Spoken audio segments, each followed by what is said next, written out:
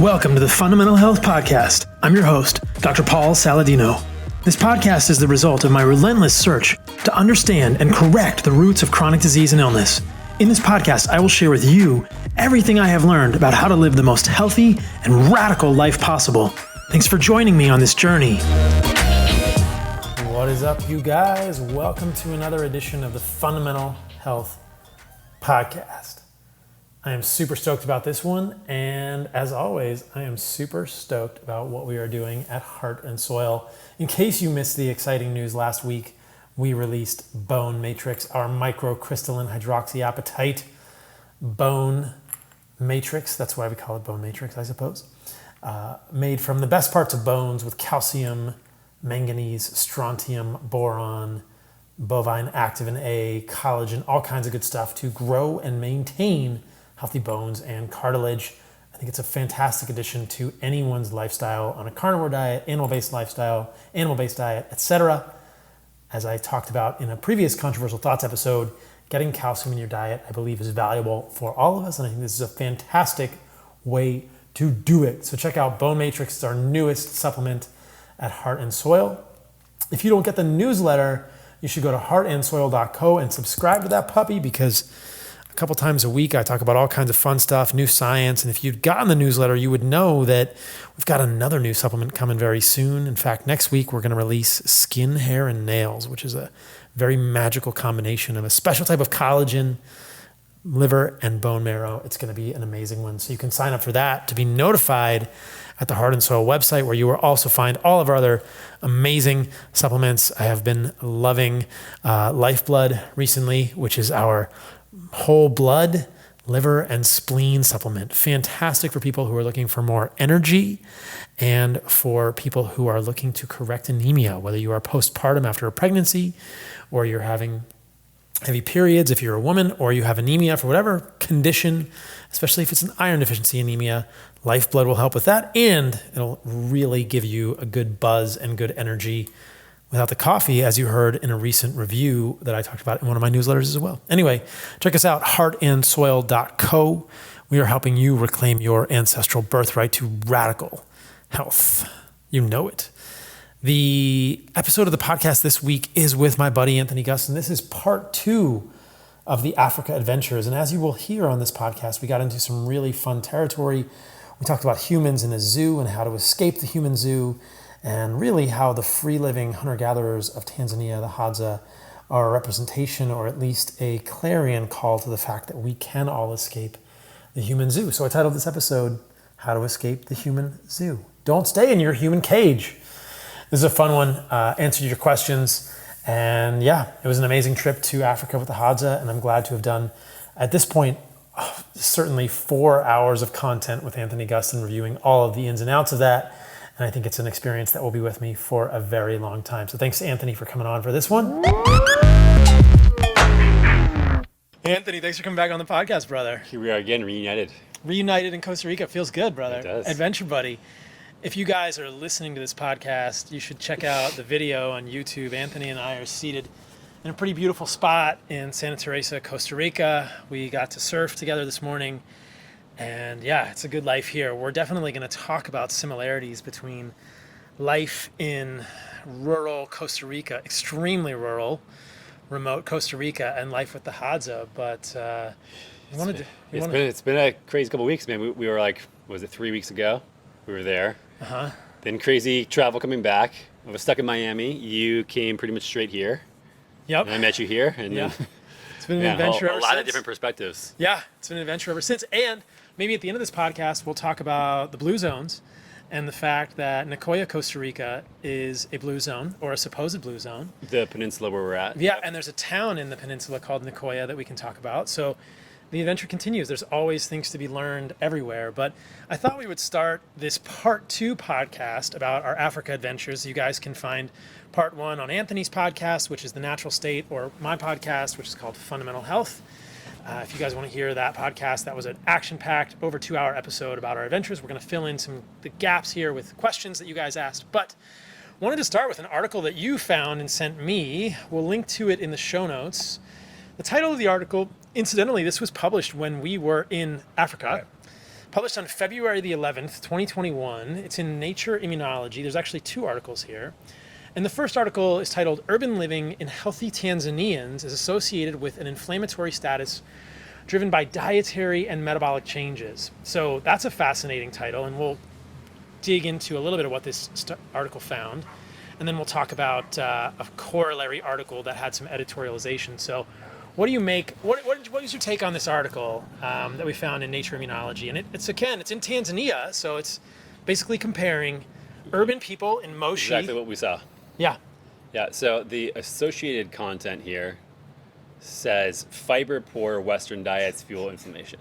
Right. So another summary said, when compared, the rural population consumes high grains, lots of fiber, fruits and vegetables primarily. And less saturated fat. And the urban yeah. population consumes higher saturated fat and more processed foods. And so the conclusions drawn from here, we haven't dug into everything completely yet, but it shows, okay, when more urban, more inflammation. We would agree with that. We saw people, we went over this in the last podcast, we saw people that just looked far unhealthier. They smelled worse, they were overweight, their skin quality was terrible. And it was pretty obvious without doing blood work that people were unhealthier in the urban areas. They weren't eating real food, but they were not eating more saturated fat. And this is unequivocal. I mean, we saw it with our own eyes. And they were not eating less fiber. If anything, they were eating more fiber. So these are 2 points to sort of dig into. I mean, we talked about this a lot in the previous podcast episode, so go check that out if you haven't caught up on that one. But the Hadza could pretty much eat 0 fiber. It's very low. They chew the tubers and spit them out. I'd say get some fiber. I don't even know if, is it honeycomb even fibrous, or is it just wax? It's wax. I don't even think it's count as fiber. I don't even think it counts as fiber. No, I don't think there's much fiber there. So they get some in the berries. Maybe a little bit in berries and a little bit in Some baobab. in the baobab, yeah. That's about it. But that's soluble fiber. It's not like the big leafy greens. No. Heart-healthy whole grains like the article summary suggests. So when you move to more urban areas, your reliance on animal products goes down. So you have to get your energy from somewhere. So typically what we saw was the dependency on corn and then also wheat to some extent skyrockets. And so people, when we go to the smaller villages, you get far more ugali, which is just ground up cornmeal mixed with water made into a porridge. When you go to things like, we were in Karatu, which was a small town, and then as well as Arusha, there's maybe like 1 meat stand. There's like 10 convenience stores, white bread, top to bottom, like the most shelf-stable sort of thing. So like, if you want to talk about whole grains or fiber, far and away, more consumption in urban areas, at least what we saw. Yeah, and more vegetable oils in the urban areas and much less saturated fat. We told the story in the first podcast about our tour guide, the guy who organized all of our travels, Gasper, hearing from his physician in Tanzania, in Arusha, that he should not eat meat and associated saturated fat because those are the things that cause diabetes. That is essentially verbatim what he relayed to us. And so what do the people in the cities in Tanzania, this article in Nature Immunology is specifically looking at Moshi, which is a town at the base of Mount Kilimanjaro. It's about 2 hours from Arusha, where we were when we were in the quote city. But the people in the cities they must be eating a lot more vegetable oil. We saw it everywhere we turned. You could get potatoes fried in vegetable oil, and there were plastic containers of vegetable oil, seed oil, everywhere in these little roadside stands next to fruit and, watermelon and papaya and mango. Do you remember the photo I took of it? Was a big carton of sunflower oil. Yes. I looked at that the other day when I was going through my photos. It looked like sludge, like this weird brown toxic sludge. It was expired over 2 years ago. You saw the expiration? That's what it says on the thing. Oh, expiration date over 2 years ago. So obviously we don't want to consume any of these rancid seed oils to begin with. But when they're expired in plastic containers sitting outside in the African heat, 2 years past their expiration date, like what? This is the problem, not the saturated fat. We were in a grocery store. In Arusha. Aisle, top to bottom, super, super wide, massive amount of seed oil. Seed oil. And then we looked, there was like this tiny little area of tallow they called beef oil. And it was cheaper. Like just based upon the grocery store shelves, they do not eat more saturated fat. And what we saw and what I saw living with Gasper, he took me to his house to have lunch, and I had to say, please don't cook anything in seed oil. And he was like, okay, you want the animal fat? And I said, yes, I really want the animal fat. Do they have it? Well, he did. It was all the barbecue, which was kind of the grisly bits of cattle. It was cow meat, like the worst parts of the cow. So like the grisly bits, which was fine for me because it was high in collagen. The worst? Yeah. Who's least, deciding what the... the least desirable pieces. We had barbecue, which is just grilled meat. But as you saw, some of the barbecue that we had was pretty savage. It was gnarly. It was very chewy. There were pieces of stomach, all of these things in the barbecue. That's a whole separate story, but there were very chewy bits in the barbecue. But I had to tell them and really request from Gasper, don't use seed oils.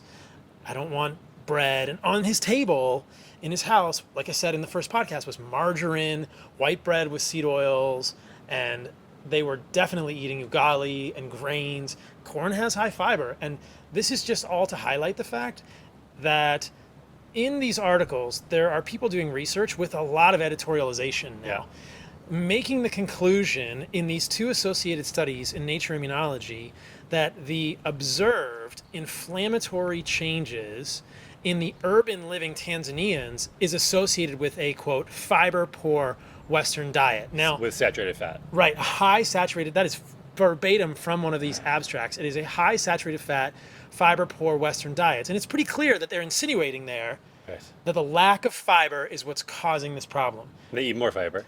And apparently they eat even more fiber than the people who are truly living in the bush, or these other people who are living, or the same or more than the rural Tanzanians. And so this is exactly what Anthony and I experienced and talked about in the first podcast, that there is a lot of research from Justin Sonnenberg and others looking at the Hadza microbiome and saying the Hadza eat tons of fiber. The Hadza specifically have been held up as a, quote, plant-based group of hunter-gatherers, which is an absurdity if you spend any time with them. And they've been purported in these articles by Justin Sonnenberg to eat 150 grams of fiber per day or thereabouts, which is inconceivable, to quote the Princess Bride. They wouldn't be able to. No, they couldn't. I don't even know how they would even get that much fiber. Maybe if they collected all the baobab and one person ate all of it, or they could find. Or they didn't spit out the tubers, which are clearly meant to be spit out. It doesn't make any sense. They're not eating bark. There's just not that much fiber for them to eat. Yeah, there's like literally, even if they wanted to, there's no availability for them to do so. No, there's very little fiber in their diet. And this just goes back to this overarching conceptualization in Western medicine that fiber is needed for a healthy microbiome, something that I will be debating Stephen Gundry about in a future podcast, on my podcast, so stay tuned for that, guys. And that without fiber, all sorts of inflammatory changes happen in the gut. And this is something that both you and I were aware of before we went. There's plenty of literature to debate that, to debunk that, but we see it firsthand, and it's just so interesting to see this paper about the Tanzanians. It's published while we're in Tanzania. They clearly show that the urban people have more inflammation, and you and I will draw a completely different possible hypothesis for that than these people would. And there's so much editorializing, it's quite frustrating. Yeah, I mean, everyone has their biases, which is totally fine. And I understand that we probably, to some extent, have them as well. But the sheer amount of misleading correlations here, it just perpetuates the parroting of this information, which is completely false. And this is why I said on the last podcast, I'm not going to trust anything anymore unless I see it for myself, which it's tough to do. Like, I now see this stuff, and I'm like, well, what happens now when even researchers are in a lab with mice? If you actually go to these places and see with your own eyes how obvious it is that the urbanized people have less saturated fat and more fiber, how can you write that and publish it in a journal as respected as Nature Immunology on nature.com? My suspicion is that, and this may have parallels with our current political sort of zeitgeist, but and the reporting of information across social media and the New York Times and Twitter and Facebook, that there is a prevailing narrative that these journals want to substantiate. And my suspicion, which is only a To not suspicion. be canceled for having controversial points of view. Yes, that I don't think Nature Immunology would publish your paper if you did not play into this sort of viewpoint. That you would be essentially canceled if you said, urban living healthy Tanzanians associated with an inflammatory status driven by dietary and metabolic changes, and you said there are many changes that happen in the urban people in Tanzania. They have more seed oils. They really don't have any difference in fiber, or even they eat more fiber. Is it possible that the fiber narrative is wrong? Or, we don't actually know what causes this, but we need to look at it more rather than just having it a foregone conclusion that is a, quote, fiber poor Western diet that fuels inflammation. And I mean, I agree with that. There is such a thing as a Western diet. Like I've traveled quite a lot around the world. Yes. And generally speaking, when you go to especially more third world countries, places that are still developing, their reliance on vegetable oil is insane. Like, it always shocks me how available it is and how cheap it is in bulk, giant containers. They're cooking everything with it and immediately. And refined grains. These two things, once they come in, just replace immediately the culture. And people are so used to it, whether that's from their doctor saying so, or it's cheaper, or whatever the reason is, easier to cook with, doesn't matter. Once it becomes part of the culture, it never leaves again.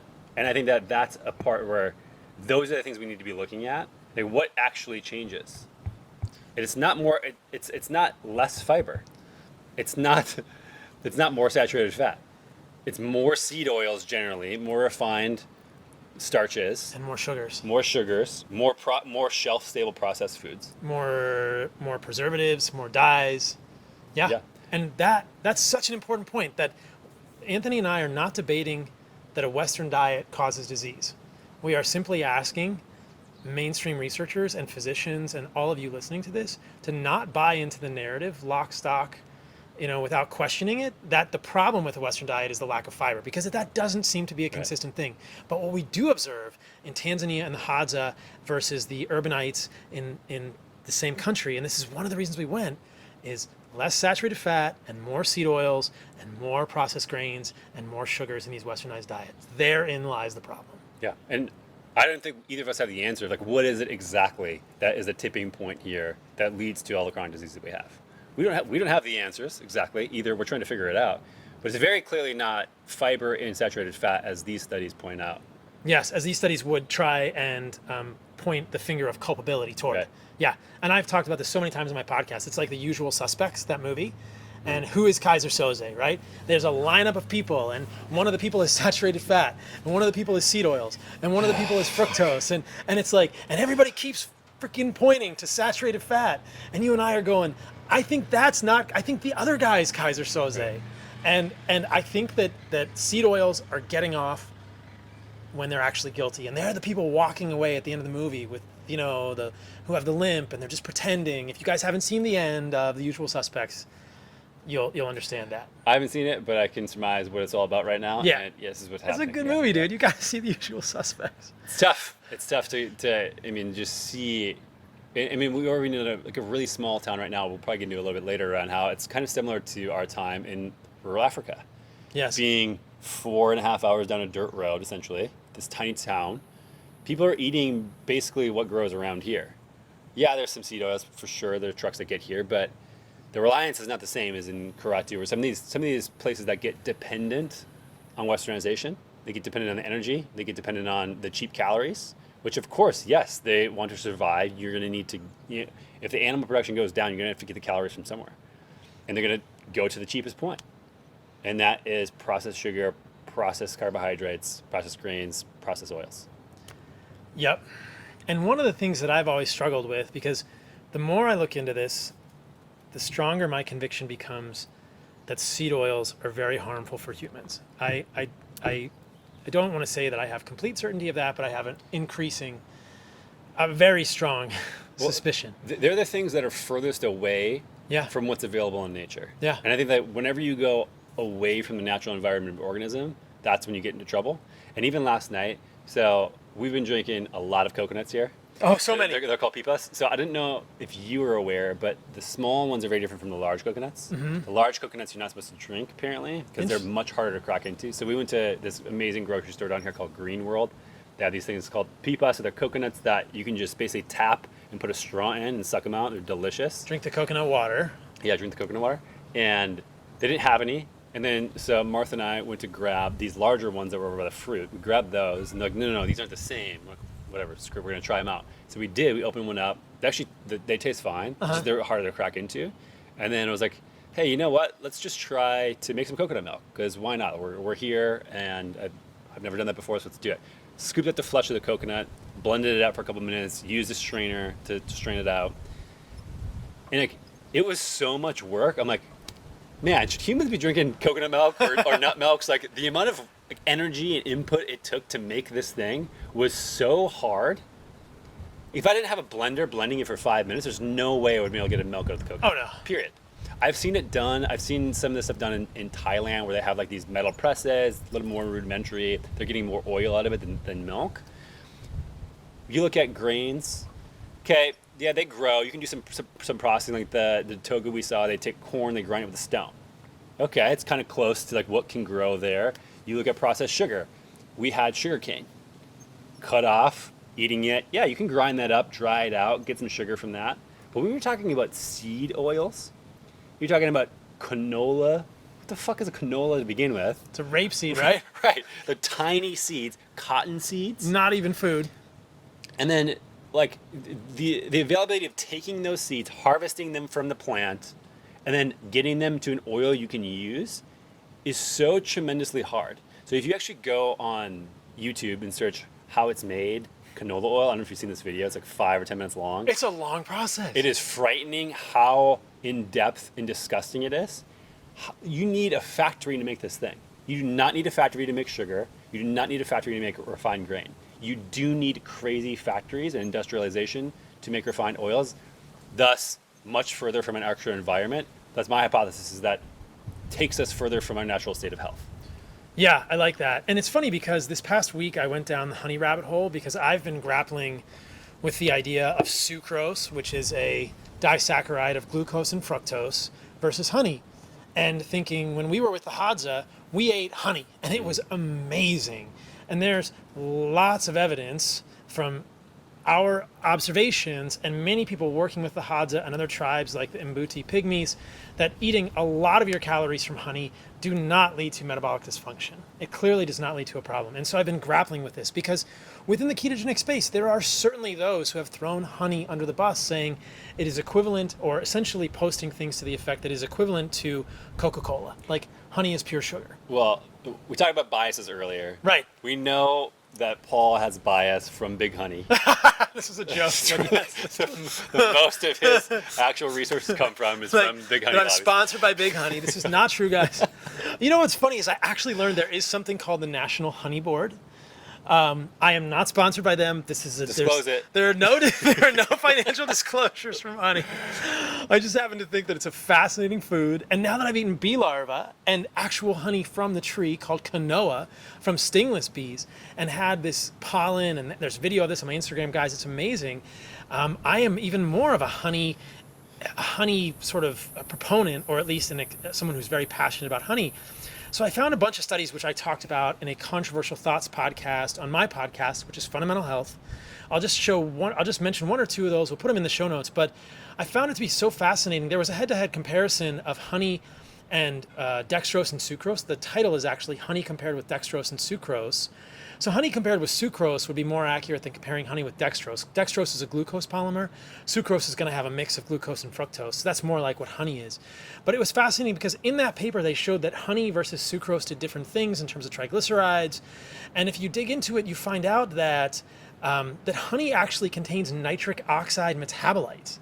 And this speaks to your point that, and this is, I'd always kind of not understood this simplification, but I do think that the refining, processing of foods gives us foods that are evolutionary and consistent. And I just hope that doesn't sound too elementary, but you find in this paper that the paper's from the Journal of Medicinal Food, title is Identification of Nitric Oxide Metabolites in Various Honeys, Effects of Intravenous Honey on Plasma and Urinary Nitric Oxide Metabolites Concentrations. And what they found was when they infused honey into a sheep, IV, they saw increased nitric oxide metabolites. Nitric oxide is a critical molecule, guys, for endothelial nitric oxide synthase, which has to do with endothelial function and vasodilatation. And I found this to be so fascinating that when you heated the honey, the nitric oxide metabolites decreased in all kinds of honey. That ultraviolet exposure decreased nitric oxide metabolites, and that the darker the honey was, the more nitric oxide metabolites there were. This honey we had in Tanzania at Lake Eyasi with the Hadza was brightly colored, it was iridescent, and it was dark, rich honey, and it was as raw gets. And so this is just an interesting idea for me that maybe I really believe that honey is more than just sugar because of these nitric oxide metabolites. It speaks to the same point. If you take something and you just really process it, evolutionarily, our body's never seen that. Well, it's not expecting it. Yeah, I mean, one of the things I went to your place like a couple months ago, and I know that you were talking about, okay, does honey lead to these problems in metabolically healthy individuals? Does it lead to metabolic problems? That like a la Coca-Cola, you were doing a lot of experiments over the last year. I think that the first time you started eating it, I was actually surprised last February when we were in Utah. You were spooning it out like a madman. And like since then, you've been like, hey, look at this like craft honey I got from this place. Like still has the little bits of the comb and the bees in it and stuff like that. And like even when you get a honey in a jar, that's far more refined than how we're eating with the Hadza. The fact that they're just literally grabbing the combs and eating them with the bee larvae still in there, that's a different thing. And this just goes to show another point of, I think that I generally look for easy to follow heuristics in nutrition. And it's tough to have every single corner always have the best evidence and be covered, but generally speaking, the more refined a food it is, I'm pretty comfortable saying that it's going to be worse for human health, no matter along the spectrum. If you're talking about honey, if you're talking about sugar, if you're talking about grains, talking about oil, it's talking about anything. The more refined it is, the worse it's going to be for human health. The problem is that we've noticed here, some of the questions that we've gotten, people are so far removed from nature, they don't know what unrefined means. And this is a word that I choose specifically, refined versus processed. There's this whole debate, even like really smart people are like, oh, well, chewing's processed and like cutting things is processed. Cooking is processed. So like, what do you mean? Like, what do you mean processed here? And I think like, when you talk about refinement, you're talking about extracting parts of the actual food, distilling them, and then you can process them, add stuff. Refinement again, in oil is seeds. You have to add solvents to get the actual fatty acids out. You have to filter it. Again, you're refining it to the actual fatty acid from a seed. And the same thing with honey. Like even when it goes to jar, you heat it. It's more refinement. That's why you want raw. Right. Yeah. And that's why you want raw. So like there's going to be a spectrum to probably every single food that you can think of, including animal products. I agree. I mean, looking at eating the collagenous tissue that we were talking about, the barbecue thing, versus getting a collagen supplement. Very different things. And doesn't mean that collagen is bad, doesn't mean whatever. It's just all this stuff is on a spectrum. And I think spending more time in nature and seeing, for us, going to the Hadza, this is one of the things that was fascinating. Like, what does an unrefined, complete nutrition look like? Like, even you are eating honey out of a glass jar.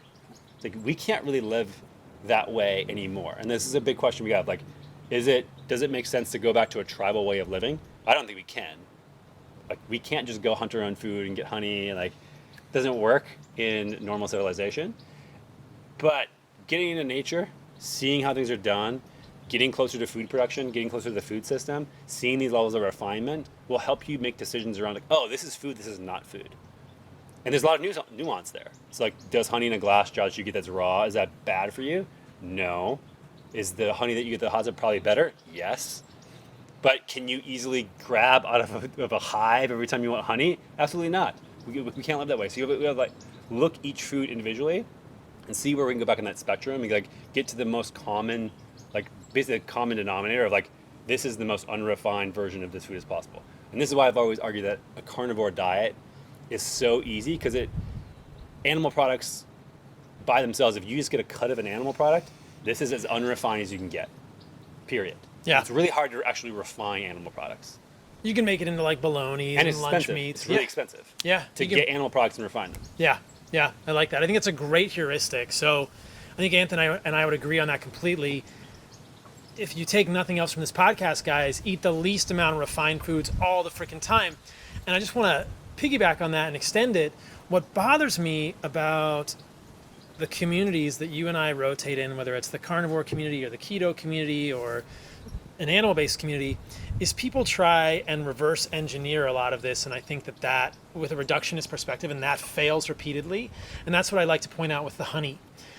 Because you can look at this refinement, and there's a good amount of evidence that isolated fructose or isolated sucrose and table sugar is probably not that good for humans. Yeah, high fructose corn syrup and honey, they're not the same thing. Exactly. Again, looking at the spectrum of refinements, you could probably get it from honey. You can probably get high fructose corn syrup from honey. I know that the vast majority is from corn. Like, can you take a rock and get the high fructose corn syrup out like you do with a meal? Absolutely not. But to say, like you said, some people in the keto community say, like, oh, it's the same thing. Because sugar it contains is a sugar. sugar. Fructose is fructose. Booger is booger. Booger is booger. But yeah, it's. And that's what I want to guard against, because I don't think it works in reverse. Right. We can clearly say refinement is not good for humans evolutionarily, and we can try and show data like the study with nitric oxide metabolites that are being removed. And I'm sure that in sugarcane, which I will go down that rabbit hole too, there are beneficial things, I bet, there are beneficial things in sugarcane that mitigate the damaging effects of sucrose, or that works synergistically, and that sucrose is not damaging for humans in its, quote, natural form, in its natural state. But you can't go in reverse, and it doesn't mean then that we can say, or that we should be quick to say, because that food contains glucose and fructose, it's not good for humans. Because fructose gets absolutely shit on, and it kills me. Because the Hadza would never not eat berries when they found them. And our ancestors would never not eat berries. We are here in Costa Rica. The papaya are out of this world. They're so good. And they grow on trees literally right outside of our complex. At the bottom of this complex, there's a tree growing mangoes. Wild. And I went down there at the pool and had a mango from the tree. Our ancestors would have eaten that 100% of the time. Yeah. There's no way they would not have. And I really believe that millions of years of evolution, and we can talk about this later in the podcast, of consuming fruit, it just seems essentially, again, let's just use the word because it's so good, inconceivable that many years of eating something and it would be counterproductive to our vitality. Right. So, and again, unrefined. You get the food in its whole form. It's a local food. It's here, and you eat it. There's no technology to refine it. Yeah. It's your teeth. Like that's how you refine it. But you could take that mango and put it on a truck and take it to a factory in San Jose, and they could heat it and boil it and squeeze it and make mango juice out of it.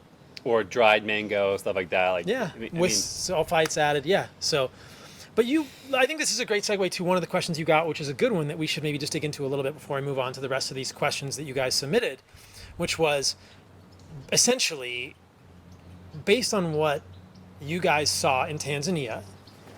How can we incorporate this into our life today, right? Which I think is one of the most relevant questions. And you touched on this a little bit. And I think what I heard you say was be in nature more, eat less refined foods. The separation of humans from nature, I think, I just keep coming back to, is the number one problem that we have. Like that, if only humans went back to nature and spent more time in it, and not in a way that's like go in a park in a city. That's not nature. Actual ecosystems. An ecosystem where we came from, where we've completely separated and destroyed. That is the problem. Everything ties back to that. Our problems with mental health, our problems with physical health, which is sort of like what we care about, right? That's why we're doing this. That's why we're doing this podcast. Exactly. That's why we went on this trip. It's why we're here now. It's like it's a very easy place to be healthy. And all of these problems in mental and physical health stem from our separation from nature, period. That's my perspective, at least. I agree with you. And like, how do you incorporate that? I mean, there's just so much nuance to that question, depending on an individual's life and where they live. Like, if you live in New York City versus if you live here in Costa Rica, those are gonna be very different answers. But if you like have no concept of what we're talking about, if you've never gone camping or have any sort of like survival skills, which I realized when we were out with the Hadza, I think I talked about this last time. It was fascinating to see them work with just one knife and like what they could produce. Like, man, I'm so far removed, even though I think like I'm always trying to get outside and be outside as much as possible. But that removal is the same thing as an animal going to a zoo. Like, yeah, you can go to a park and sort of like mimic what it should be like, just like there are twigs and branches when you put a frog inside of a glass case. Doesn't mean it's the natural habitat. Terrarium, yeah. It's not the same thing. And there's another question that was tying here now, like, Perfect. what do the Hadza have to do? Like, what do they do to be happy? Nothing. Exist in their natural environment. And like happiness just isn't a thing, just like the same way I view health. Like health isn't a consideration for anything. Like I saw monkeys in the trees walking around eating leaves yesterday morning. They don't have to worry about health like we do. They don't have to worry about happiness like we do. But when you take an animal or an organism out of its natural environment and put it into something artificial, or humans out of nature, it's the same thing. We have seen this in research. Animals in cages, animals in a zoo, get depressed, get fat, get lazy, lose their mission and their like purpose to hunt. Like they'll throw in animals and lions will just sit there and be like, whatever. It's the same thing that happens to humans. Like we are living in a zoo at all times. You living in your house, you having an office building, I'm sorry to say, like we're all in cages, period. Now, do I know how to give back? Like there's this pipe dream of like, are we going to be able to be like co-living tribes? It's impossible. I don't know where the return to home is. I don't. I have no idea. I've been thinking about a lot over the last 4 weeks, but I think that that's an important thing to think about. Of like, how can I change my environment to be more in nature, more normal? I mean, even like thinking about these couches that we're sitting in right now. If you guys can't see on YouTube, are a little bit lower than a normal, let's say, American couch. And I've been trying to, after seeing the Hadza, for example, thinking about our movement environment. There's nothing that they sit on that's 2 feet off the ground. There's nothing at a right angle. They do tend to sit on tiny little rocks and little logs, which I do at the beach all the time here, but you're in a full squat all of the time. All of the time. They're either lying on a rock or sitting on a twig or just sitting on nothing, just in a full squat. So there's so many slices here of like nutrition, eat things that are unrefined, real local foods. I've been saying that for a long time. Movement, people ignore this. There's like, okay, how do you move back to that? I think like the most extreme example, which is like, I'm not even at this point, I'm not a crazy freak, even though I think about this stuff all the time, is like remove the furniture out of your house. I love that idea. Put stuff you can hang on. Do you know Aaron Alexander? Yeah. The Align podcast? So I've had Aaron on my podcast, guys. He's great. Check him out. He's really an advocate, and I love this. It'll save you thousands of dollars on furniture. No furniture in your house. Just sit on the freaking floor with a table that's low. Yeah, or have yoga block, have something lower. Yeah. Like you can progress. I mean, this is the thing too. Like 4 weeks ago, I would say I squat quite a lot. I work on my movement pretty diligently. And for me to hang out in a squat like the Hadza is difficult. So it's like, man, I need to work on that. I need to be at a point where I can just pop in a squat and hang out for 10 minutes at any given time. When we had lunch that one time, I'm like, shit, I can't sit in the squat like they do. Like, why is that the case? And now, after 4 weeks, it's gotten much, much better.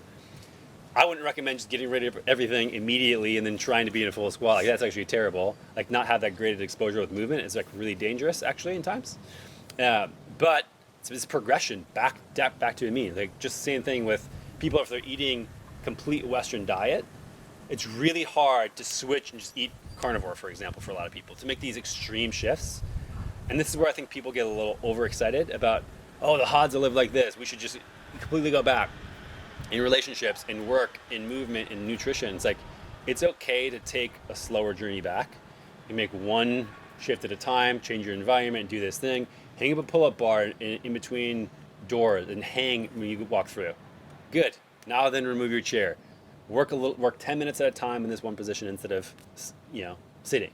And it's another thing around like standing. They didn't stand in place for a long time. People are like, standing desks are better than sitting desks. I disagree.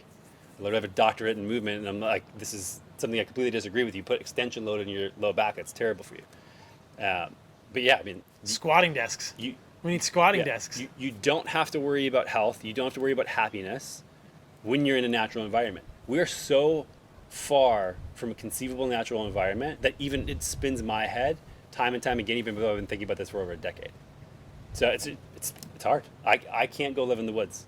It's too weird. And like an impossibility. We were talking about this a couple weeks ago. Like you can't just go hunt outside of Austin in the woods and kill people's animals and eat them. There are very few plants that grow there as well that you'd be able to eat even if you wanted to. There's very few fruit. There's very little fruit. So yeah, I mean, it's a great question. I think it's one I'll be chewing on for a really long period of time. Of how can we return to the normal state of humans without completely disrupting society? I think that is the question. that you and I are both asking. And I love that there was a segue to the other awesome question that I thought one of your fans, one of your readers asked, what about the happiness? But I think that you and I both started in some ways by answering the question, how can we return, by looking at diet. And for both of us, it's gone much beyond diet. For me, I call that hashtag the remembering.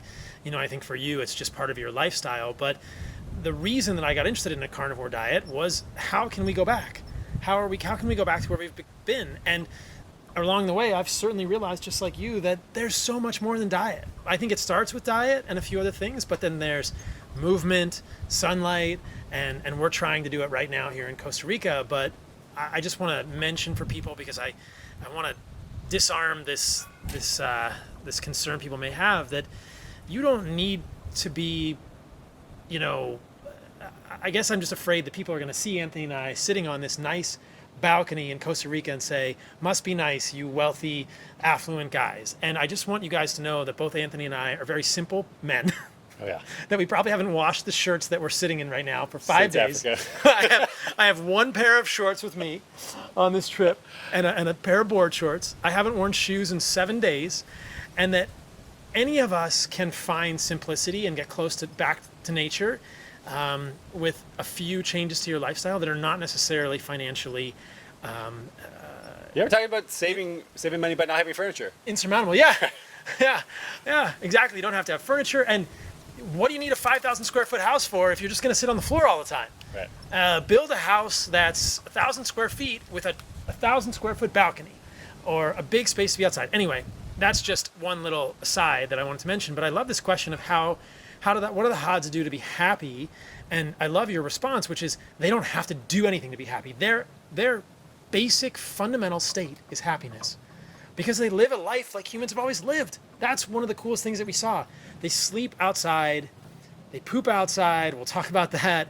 They sit around a fire with their friends, they hunt, they have things to do, they have a purpose, they're in nature, they get sunlight, and they eat unrefined food, generally speaking. As we talked about in the first podcast, they are eating some refined food in the form of ugali, unfortunately, the missionaries are bringing them. But I think that I love your statement here that when humans and other animals are in their, quote, natural state, happiness is the default mode. Right. And you are listening to this, you live in a zoo, I live in a zoo, Anthony lives in a zoo, and we are all trying to figure out how do we get out of the zoo as much as possible. Fortunately, the doors to the zoo cages are not locked. Right. For many of us, they are very open, and we have only to unlock the lever or the latch and step through into a non-zoo-like environment, either by going in the ocean like we did this morning to surf, going into as much of a wilderness area as you can, swimming in a lake or a river, spending time outside in the sunlight, trying to understand what your ancestral diet is. The door to the zoo is not locked for most people. It's also like a reverse spiral going back to all the things that locked us into the zoo to begin with. Yeah. What I mean by that is generally people go, well, I can't afford to go to Costa Rica and whatever because I need to work and I can't leave my work. It's like when you live simply and you're outside and that's what you prioritize and you actually go back towards what a human should be looking like, you actually don't need that much money. I mean, you met somebody here who's living in a spot with a couple $100 and $200-$300 a month. In Malpais, yeah. Yeah, it's $300 a month.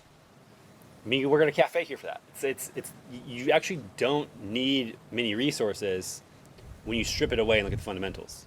You need some local food, some good food for sure. I think that's the biggest lever. I think that's why we both started there. You need to be outside. You need some good relationships. Like those are the things I think it all boils down to. Which like you don't need a lot of money for that. And Christopher Ryan, the book Civilized to Death, points this out a lot. Like there's this story where a tribesman stays with somebody and he leaves most of the days in like this Western world. He's like, where are you going every day? And he goes, well, I have to go away to this other place to do something for somebody else to get money that I can pay for the thing that all my family is sleeping in. He's like, what? What we do is if somebody needs a place to sleep, we just build it in a day. What do you, like, he's like, how long do you have to do that for? 30 years. He's like, what? I mean, this concept of like, we have to make money to pay for this cage in the zoo we're staying and the feed in the zoo and all the stuff in the zoo. The zoo feed, yeah. I love that. And it's sort of like freeing. We're like, when you strip it away, you step outside of the cage. You go, man, I actually don't need to trade my time and get all this money and all these resources to do these things anymore. And the last part of that anecdote from Chris Ryan is that he tells the people, you're spending all day away from the people you care about. Right. And I thought that was very striking too. And how many people are there on YouTube who are traveling around the world and documenting their life and paying for it with YouTube? No one listening to this can tell me, right, that you can't live this life. I mean, you have a family, I get it, you have to support your kids, but creativity is all that is needed, and a little bit of thinking outside the box. The door to the zoo cage is open for every single person listening to this. You have only to lift the latch and step through. That's a challenging thing, because if you've grown up in the cage, you're used to a monkey bar here, a banana being thrown in the side door occasionally, and some ugali on the floor, right? You leave your comfortable surroundings, it's going to feel a little funky at first, but it's out there, and I love it. It's like we humans need nature. Like, our default mode is happiness and health. Right.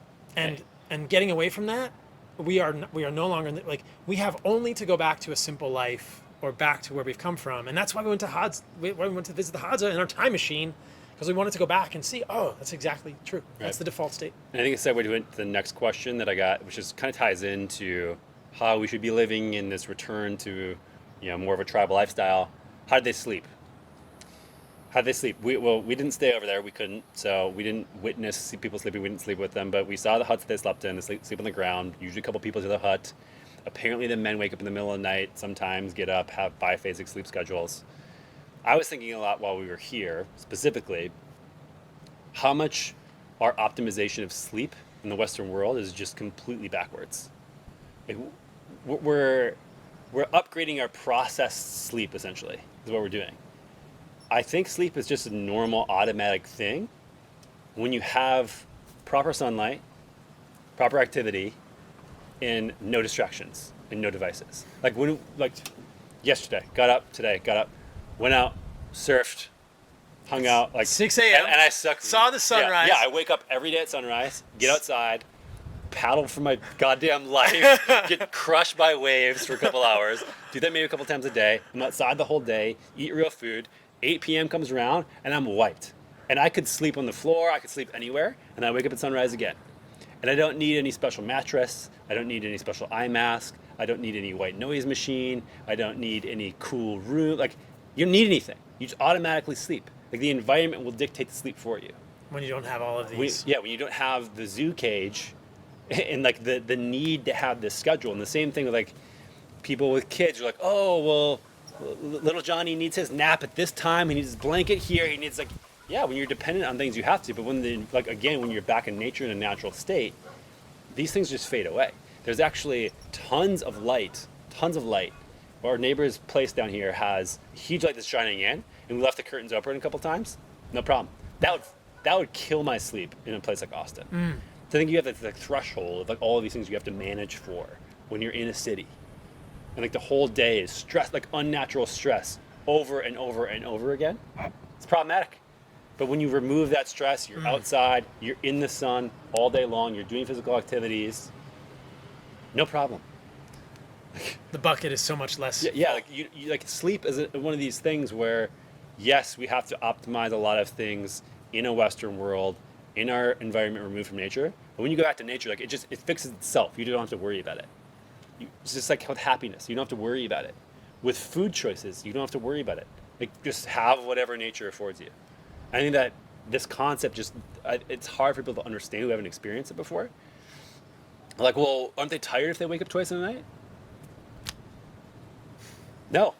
They don't seem to be. They like casually, if they have nothing to do, will maybe lay down and have a nap through the day, but it's like they don't have it's like, oh, we need to be in this position to be comfortable at night. No, it's just so basic. It's another thing you don't have to worry about. They literally sleep on the ground. Right. In these thatched huts that they build in a day. And then they move somewhere else and they'll build more huts and And I think that like if we every day were doing the same thing that they were, you would get in the groove super, super fast, and it would be something that, again, you just don't have to think about it. It's not something to manage. Yeah. It's all just there. And like you've said, we've gone so far away from this that we have to extend intense amounts of effort to try and get back. like the long way around, right? Yeah. Because we can't go back the way we came. We have to go the long way around and sort of recreate ancestral things in a technologized modern world. And how do we do that? Well, we're trying to figure it out. It's so much energy and it's so many decisions Yeah. that just fade away when you're in a place that's simple with nature. Yeah. I want you guys to know that I saw Anthony in the surf this morning. He was out for sunrise. He's learning to surf this week, and I'm so stoked and proud of him because he's taking his licks, but he's getting it. Oh boy, he got getting the crushed. punches in the punch card. I saw you get crushed Yeah. by a few waves today, bro. And I am not. That's how I sleep easy. I am not a great surfer either, but the Just- beginning part of surfing is one of the most humbling things. I was thinking this is completely not related to this podcast, but I'll just throw it in there for bonus for you guys. If you know anyone who has learned to surf as an adult, they are a resolute, disciplined person. It is one of the hardest things Yeah. ever. I am completely jealous of kids that learn to surf because they're Gumbies and they have these minds that are like, whatever, I don't care. Yeah, we're out there with like these 10-year-olds just cutting Oh, around, they're no crushing us. problem. They're crushing Like can't paddle more than 10 feet. Brutal. Yeah. Yeah, there's some days where I'm just like, screw this, I'm done. And then end of the day comes. This is our purpose. Like the Hods have the hunting, we have surfing right now. That's my purpose for the next month, to make good content like this with you and to give myself a little space to be creative and to get better at surfing. I'm hunting waves. Takes work. Just like with hunting with odds, like pulling back on their bows. Everything takes work. You have to build that and refine that over decades to be good at it, to be able to shoot a pigeon essentially with those things. Yeah. It's insane. Well, what did you ask my friend Tom this morning? How long you been surfing? 15 years? Yeah. 15 years! I was like, oh damn. I was like, He's pretty 28. good. He's pretty good. I'm like, He's 28. oh, I have like I could figure it out in a couple weeks. Well, because you and I both, are intermediate snowboarders, or at least I'm an intermediate snowboarder. I've been skiing for the last 15 years, but I started snowboarding again, and I'm a pretty mediocre snowboarder. And if you go to a ski mountain for a month and snowboard every day, you're going to get reasonably Yeah. good by the end of the month. Not so with surfing. Not so with surfing. Well, I mean, we were talking about this the other day in the water, but I think that snowboarding, you can choose to work at the edge of your capability, and you can just progress so much faster. When you're in the water, it's like, I can't control the size of this wave or where I am right now. I'm going to get crushed. I know it. Kind of sucks. Whereas like snowboarding, you can, heel edge all the way down the mountain if you need to. You can take this turn. You can go over there. You You can can go to the choose, you can greens or the stop. blues. Yeah. And the ocean doesn't always run the chairlifts. There might not always be waves, or every chairlift goes to a black diamond because it's huge freaking waves and they're crushing you every Yeah. time. It's good. It's humbling. It's fun. It's super, super Again, humbling. simple stuff. Simple things, but it feels so good to be in the ocean.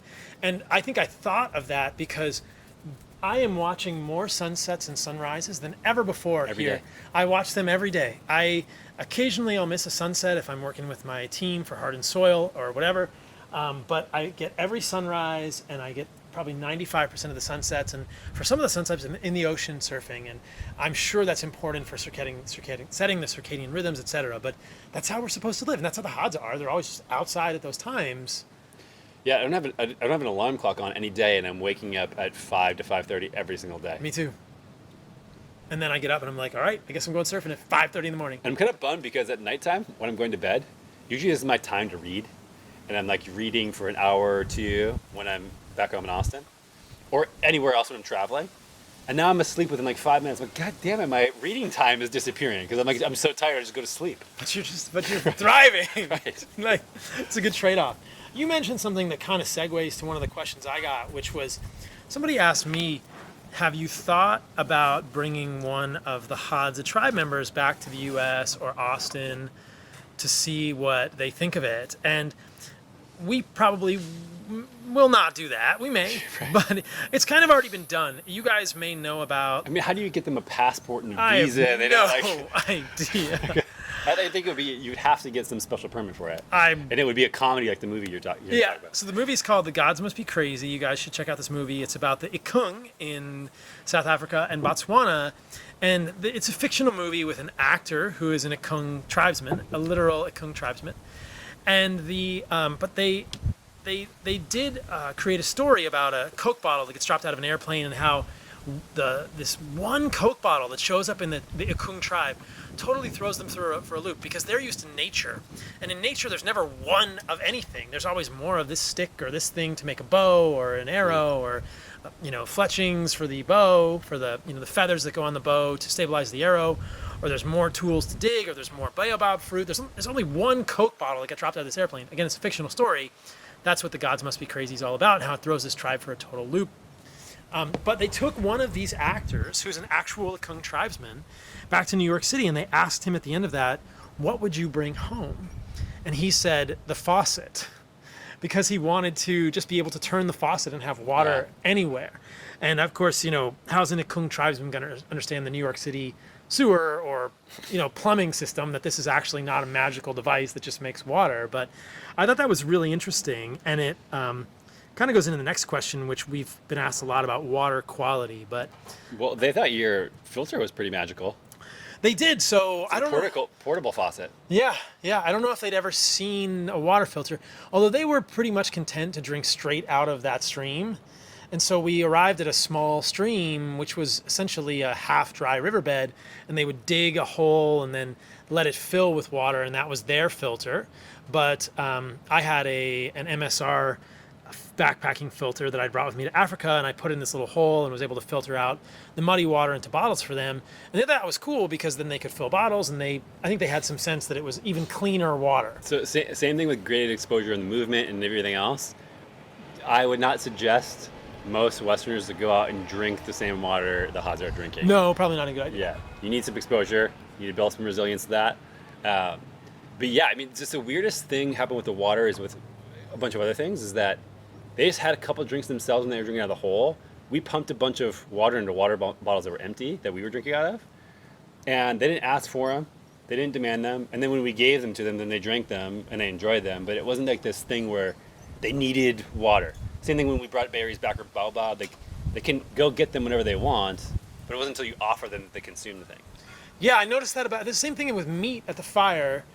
There was only one instance where I saw the men, like 3 men, get kind of territorial So with about the cat. Yeah, about a piece of cat, like they were all breaking it off.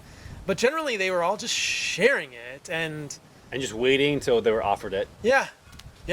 One of the questions I got was about hierarchy and egalitarianism. So we can maybe talk about that. So the books that I've read, the main book is by Frank Marlowe, who did his PhD with the Hadza in 1995 to 2005 or something. And he talks about there being no real hierarchy. And when we went to Hadza land, when we went to Lake Eyasi, there was clearly a chief. But both Anthony and I suspect that the chief may be more of an invention of the tourism. And in the first podcast, Anthony and I talked about the pros and cons of tourism for the Hadza. One huge pro of tourism is that the reason their lands are protected is because the government has realized tourists are going to see them. We certainly had no intentions of changing their lifestyle or westernizing them in any way, shape, or form. In fact, we want to do the opposite, because we see them as a window to the past. And this whole podcast has been about how we get back to living more like our ancestors have in the past, and back to the sort of fundamental default mode, happiness, health, etc. But I suspect the chief is the person in the last few generations that's just become appointed to interact with Westerners. And that perhaps there's not always a chief. But other than the chief, there didn't seem to be a lot of hierarchy. The chief was the one that took the money from the guide. So our guide would pay him some money every day. Unfortunately, our guides would bring him tobacco and marijuana, which is what they like. They love it though. Yeah. Yeah, I mean, it's unfortunate. Ugali is unfortunate, but Yeah. the ironic thing is they love these things. Yeah. So we're bringing them something they like. We weren't the first people to do it, but the chief was the one that accepted it, and he distributed it among the tribe. Yeah. We brought them arrows. So Anthony and I went to the Datoga tribe and bought arrows made out of nails. Arrowheads. Arrowheads, yes, made out of nails, so the metal arrowheads. And the Hadza did have some metal arrowheads, and at least we'd read that they used some meat that they'd hunted to trade with the Datoga for the arrowheads. So we thought, oh, we'll do something nice for them. We brought them arrowheads. But they certainly do receive things, and we gave those arrowheads to the chief, quote unquote, and then he distributed them to the rest of the tribe. So it's not clear to me that there's nothing to distribute if you're all living in nature. That's the there's thing, no too. reason. It's like Why do you need a chief? where you get resources and then have to make sure that they're distributed equally. Like you were talking about before, there's one in the Coke bottle, there's an endless amount of whatever else in nature. There's 7 arrowheads, you gotta figure out who they go to. Someone needs to make the decision. Like that is a factor of probably the exchange that they're getting now in the interface with Westerners. Yeah, I think that it may be a function of Westernization. So I had read the same thing separately as well. That they didn't have. Yeah, there was an egalitarian, they didn't have chief, so when we got there, I was like, yeah, that's how it is. And then Eric was like, no, there's a chief, this is the chief, I know him. Right. Interesting. Again, you can't always believe what you read. You gotta see it. Yeah, you got to see it, and then you probably, I think when we go back, I want to go to a separate group of Hadza and see if they're different, because there's a couple living in the area. Didn't you Yeah. get a question about how many are left? Yeah. So that's a good question. How many Hadza are left and how many were in the tribe that we saw? So I think the reports are between like 300 and 400. I don't know if there's like an official Hadza census. And how many were in the tribe that we visited? I think it was probably about 40, 50. Yep, somewhere in that range. So Probably like, I don't know, 8 to 10 total tribes. I think that the one that we were at seemed to be pretty accustomed to Westerners. I think some of them aren't. That's what Gasper was saying as well. Like he just had a relationship with this one 15 years ago and has been building that. So I think they're a little bit more used to people coming in from the outside. Which could be good and bad. Yeah, 100%. So yeah, I have no idea how we would get access to the other ones, but it'd be sort of interesting to see another one if, again, how much different is it? Are they more egalitarian? Like, do they eat tons of fiber? I doubt it because there's none there. Are their teeth less brown? We can revisit the teeth stuff, but yeah, there's a very small amount of Hadza left, guys, which is why we thought it was cool to see them. They are an endangered species. I got one comment on my Instagram. This culture you're with, they hunt endangered species. And it really made me kind of chuckle, and I thought, you don't understand what endangered species are. The Hadza are an endangered species. I mean, not technically, obviously they're Homo sapiens, but their culture is very endangered when there's only 400 free-living hunter-gatherer Hadza left. And they really don't hunt endangered species. In fact, the Tanzania Parks and Game Reserve has forbade them to hunt elephants and some bigger game, and I believe giraffe and things like this, which have impaired their ability to get big game. So their game hunting is severely limited. We talked about this more in the first podcast. I don't think we'll go into it much in this one, but their hunting lands are encroached by pastoralist Toga and Maasai, and their ability to hunt big game is severely limited. The Hadza are an endangered species at this point, which is why it's so interesting to go see them. And there's a small amount. I think it's about the same number of San, so there might only be less than 1,000 real, quote-unquote, hunter-gatherers living on this planet, and that's amongst 7 billion people, Yeah. Like, this is a treasure. That's why we wanted to go now before. Yeah, before they're gone. Yeah. And like, we understand that it's not like it used to be 50,000 years ago, but it's as close as we can get. It's the furthest the time machine goes back, for sure. Yeah, and I think it is pretty darn similar, and Frank Marlowe talks about that in his book as well, that they're not a perfect representation, but they're pretty darn good. And I think this goes back to what we were saying earlier about the default mode, the natural state of humans, that with all of that sort of in context, that was a real fascination for me, is what foods does nature provide? And so in case you guys have any questions about this, based on what I observed at least, I'll let Anthony weigh in here, in the vein of what Anthony and I were talking about, of just not having to work hard at getting your food or getting your environment, and having it all work in nature, or the things that nature provides in terms of food are meat and organs, seasonal fruit, honey, and occasional tubers, which are quite fibrous, and most of it gets spit out. So that's what I find quite fascinating. And that's really why we're doing what we're doing. And I'll always point out that that's specific to where we saw in Africa. Yes. So humans have flourished other places. I know you have a paper on the blue zone. Here we are in Costa Rica. Yes. There's like a lot of stuff around that, but there, I'm sure, are other cultures that can thrive on different ratios of fruit to meat, etc. Yes. And so while it's tempting, I think, to say like, okay, Hadza ate this way. We saw it with our own eyes. Therefore, all 7 billion current living humans should eat that way. I think there's some flexibility there for sure. There is flexibility. I do wonder, I imagine based on my understanding of human evolution, where we come from, that the Hods are sort of the last fiber that links back to the old Homo sapiens, or the original Homo sapiens. And people have called the Hods that the last living direct descendants of Homo sapiens. That is the region. We were in the region of the Rift Valley of East Africa, where Sure. Homo sapiens are, well, essentially Australopithecines, and then Homo habilis, Homo erectus, Paranthropus, eventually becoming Homo sapiens, are believed to have originated. And if you look at the fossil record, it looks like Homo sapiens left Africa 70 to 60,000 years ago. So, but remarkably, having been there, it's amazing how much food there is, right? Yeah. There's baobab, there are berries, there's honey, there used to be game. It's like, wow, this is a great place to live. Abundant. I can imagine being here in Costa Rica would be almost the same at this latitude. We're at 10 north latitude here in Santa Teresa, and you can imagine there were monkeys, and there probably were big game here in Central America, probably. There's a lot of fruit. Mangoes grow on trees seasonally. And so this is fascinating that these are the foods I think that humans started with, and then we sort of branched off and were able to do more things.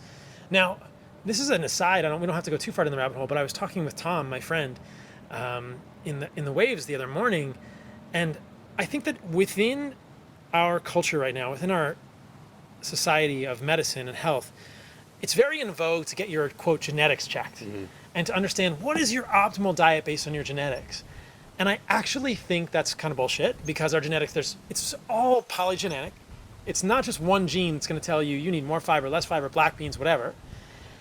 But Tom had this idea that what if it's all based on the latitude where you actually are?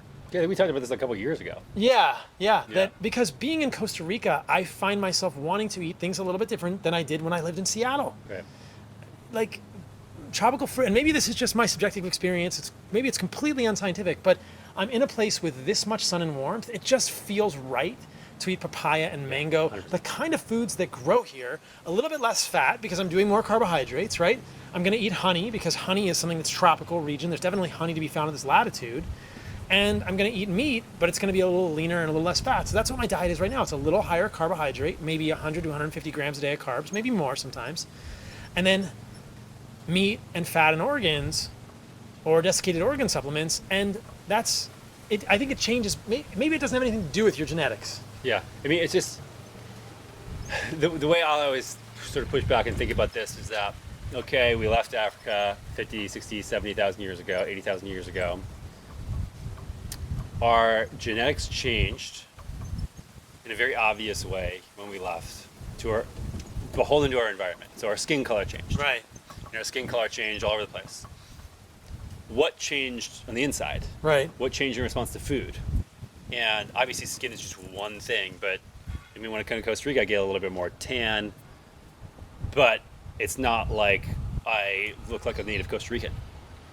Somebody who's been in Central America, and their genetics have evolved here for tens of thousands of years. Yeah. And so what is not changing from what foods are available and what you can eat? So I always think of even when we were in Africa, I remember I was eating the fruit and I was like, man, my blood sugar is actually regulating way better eating more fruit now in an area where it's abundant and local. And then I went to Miami, and even though it was still sunny there, the food wasn't local. And I think that, yes, it has something to do with where you're at if you're eating local food, like the food that was actually grown there. Or that would grow there. Right, which is tricky in a place like the US, where you go to a grocery store and go, oh, well, my genetics are at this spot and I'm at this spot, but you're getting food shipped from across the world, even if it's at the same latitudes. There's a problem there. I think that we'll end up understanding this in probably hundreds of years, that there's something in the food that gives you a local, gives you messages about the environment. Is it DNA communicator or something? I don't know. We'll see.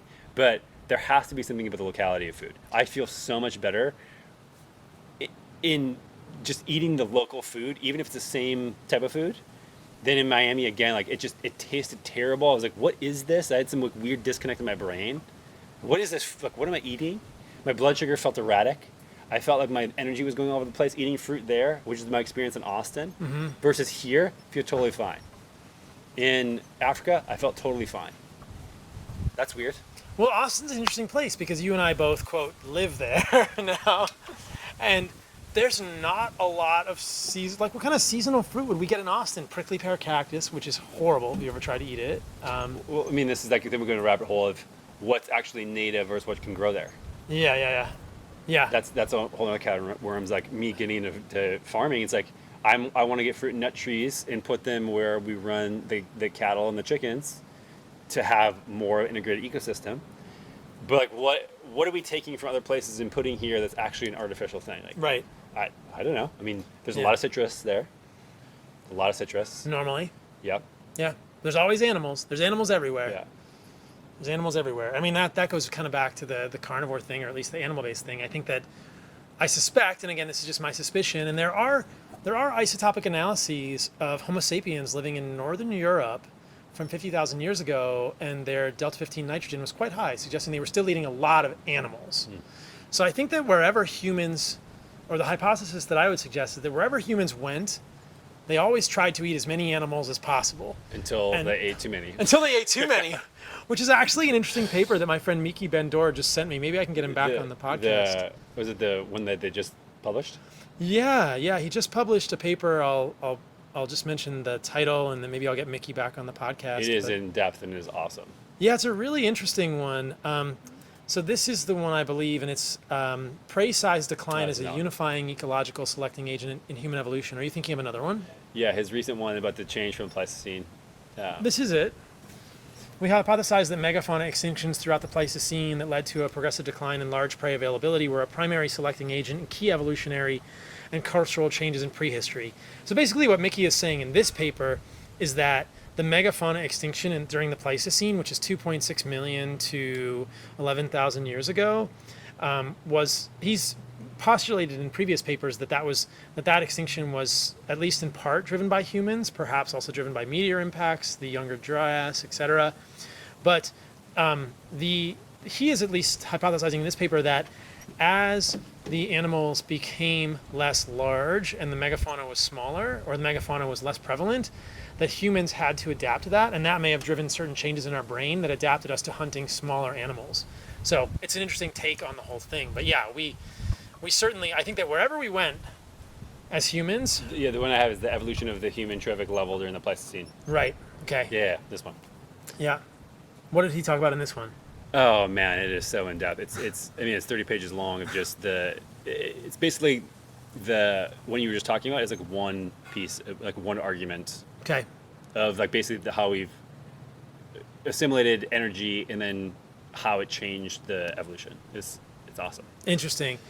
And I will tell my favorite story of human evolution, which is the story of Paranthropus. I've told this on the podcast before, but if you guys don't know, you can refer back to that. There was essentially Australopithecus diverged into two different species, Homo erectus, Homo habilis, which are Homo ergaster, however you want to call it, and then the second species, which is Paranthropus boisei. And if you look at the stable isotope analysis, Paranthropus ended up being more of a plant eater and went extinct. So this is, of course, 2 to 3 million years ago, before the sort of Homo sapiens migration out of Africa. But it is interesting to note that within anthropology, it's not really debated that it was the animal-eating branch of human evolution that persisted.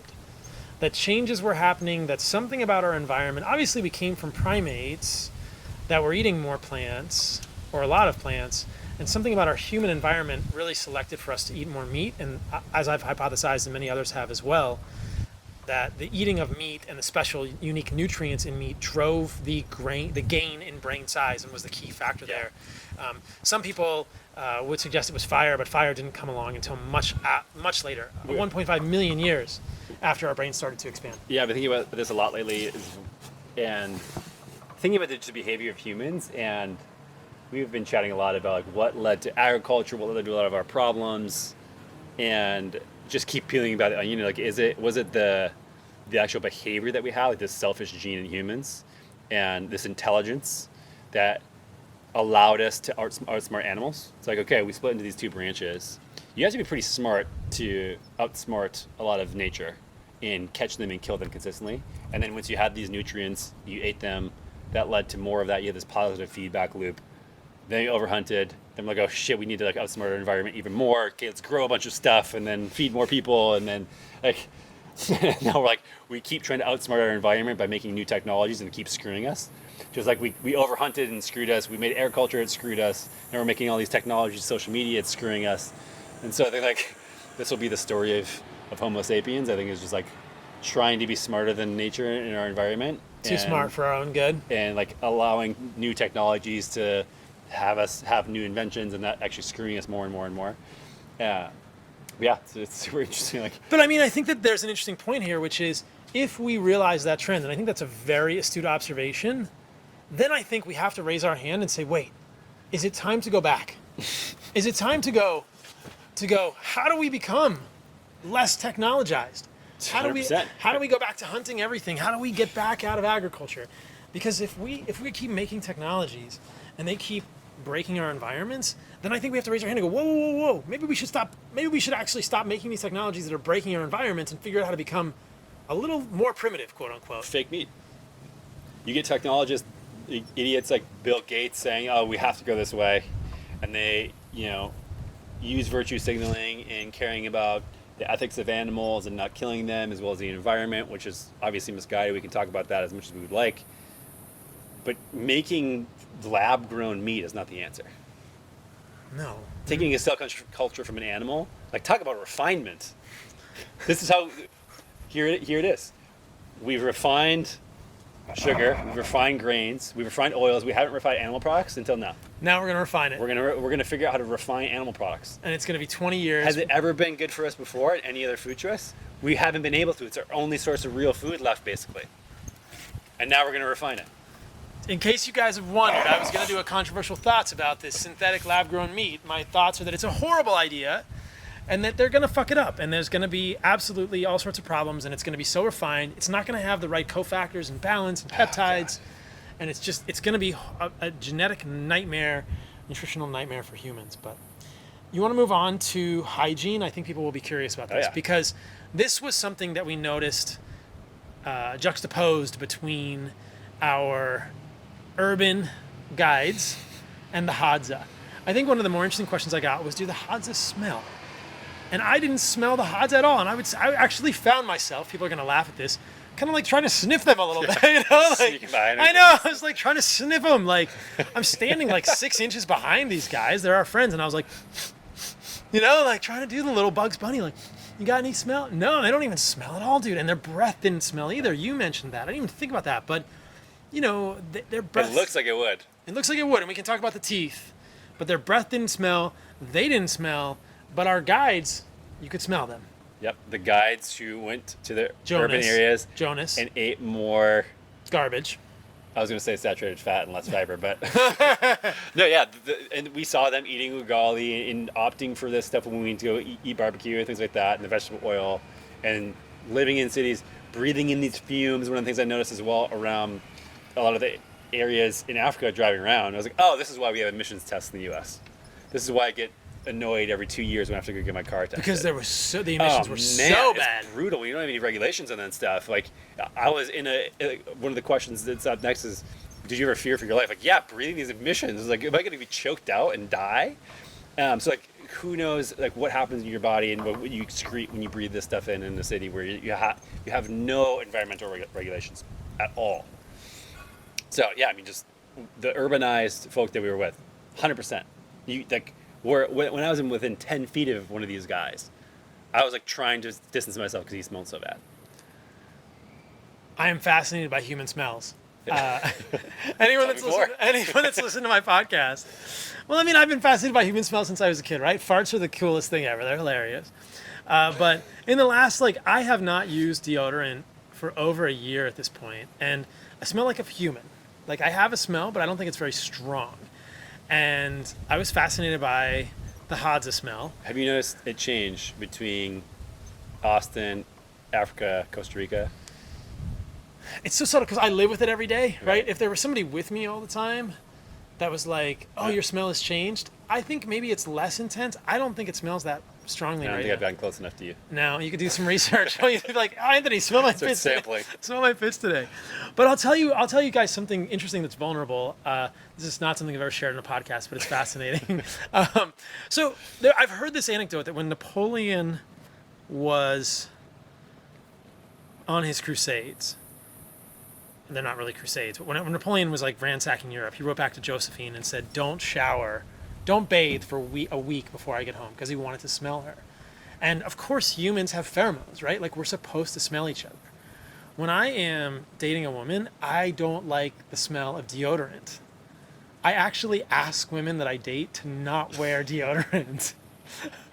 Are they living a life where they don't have any stench, or you just want to see what's under there? Because you're fascinated. I with the think that smell? I'm fascinated. I mean, they've done experiments like this, right? Where both with birth control and other things, like there are pheromones for both men and women. Women can pick out their men's smell, and I think that there's birth control can abrogate their ability to do that, or birth control can change this, or women's smell changes throughout the month. Obviously, the pheromones change, and if you're on birth control, you're not going to have an ovulatory cycle that's going to cause a fertility period, and the smell is going to change. The pheromones are going to change, and so I think that I just want, when I'm dating a woman, I want to smell them unencumbered because I want the pheromones to know if this is a match. I want to know.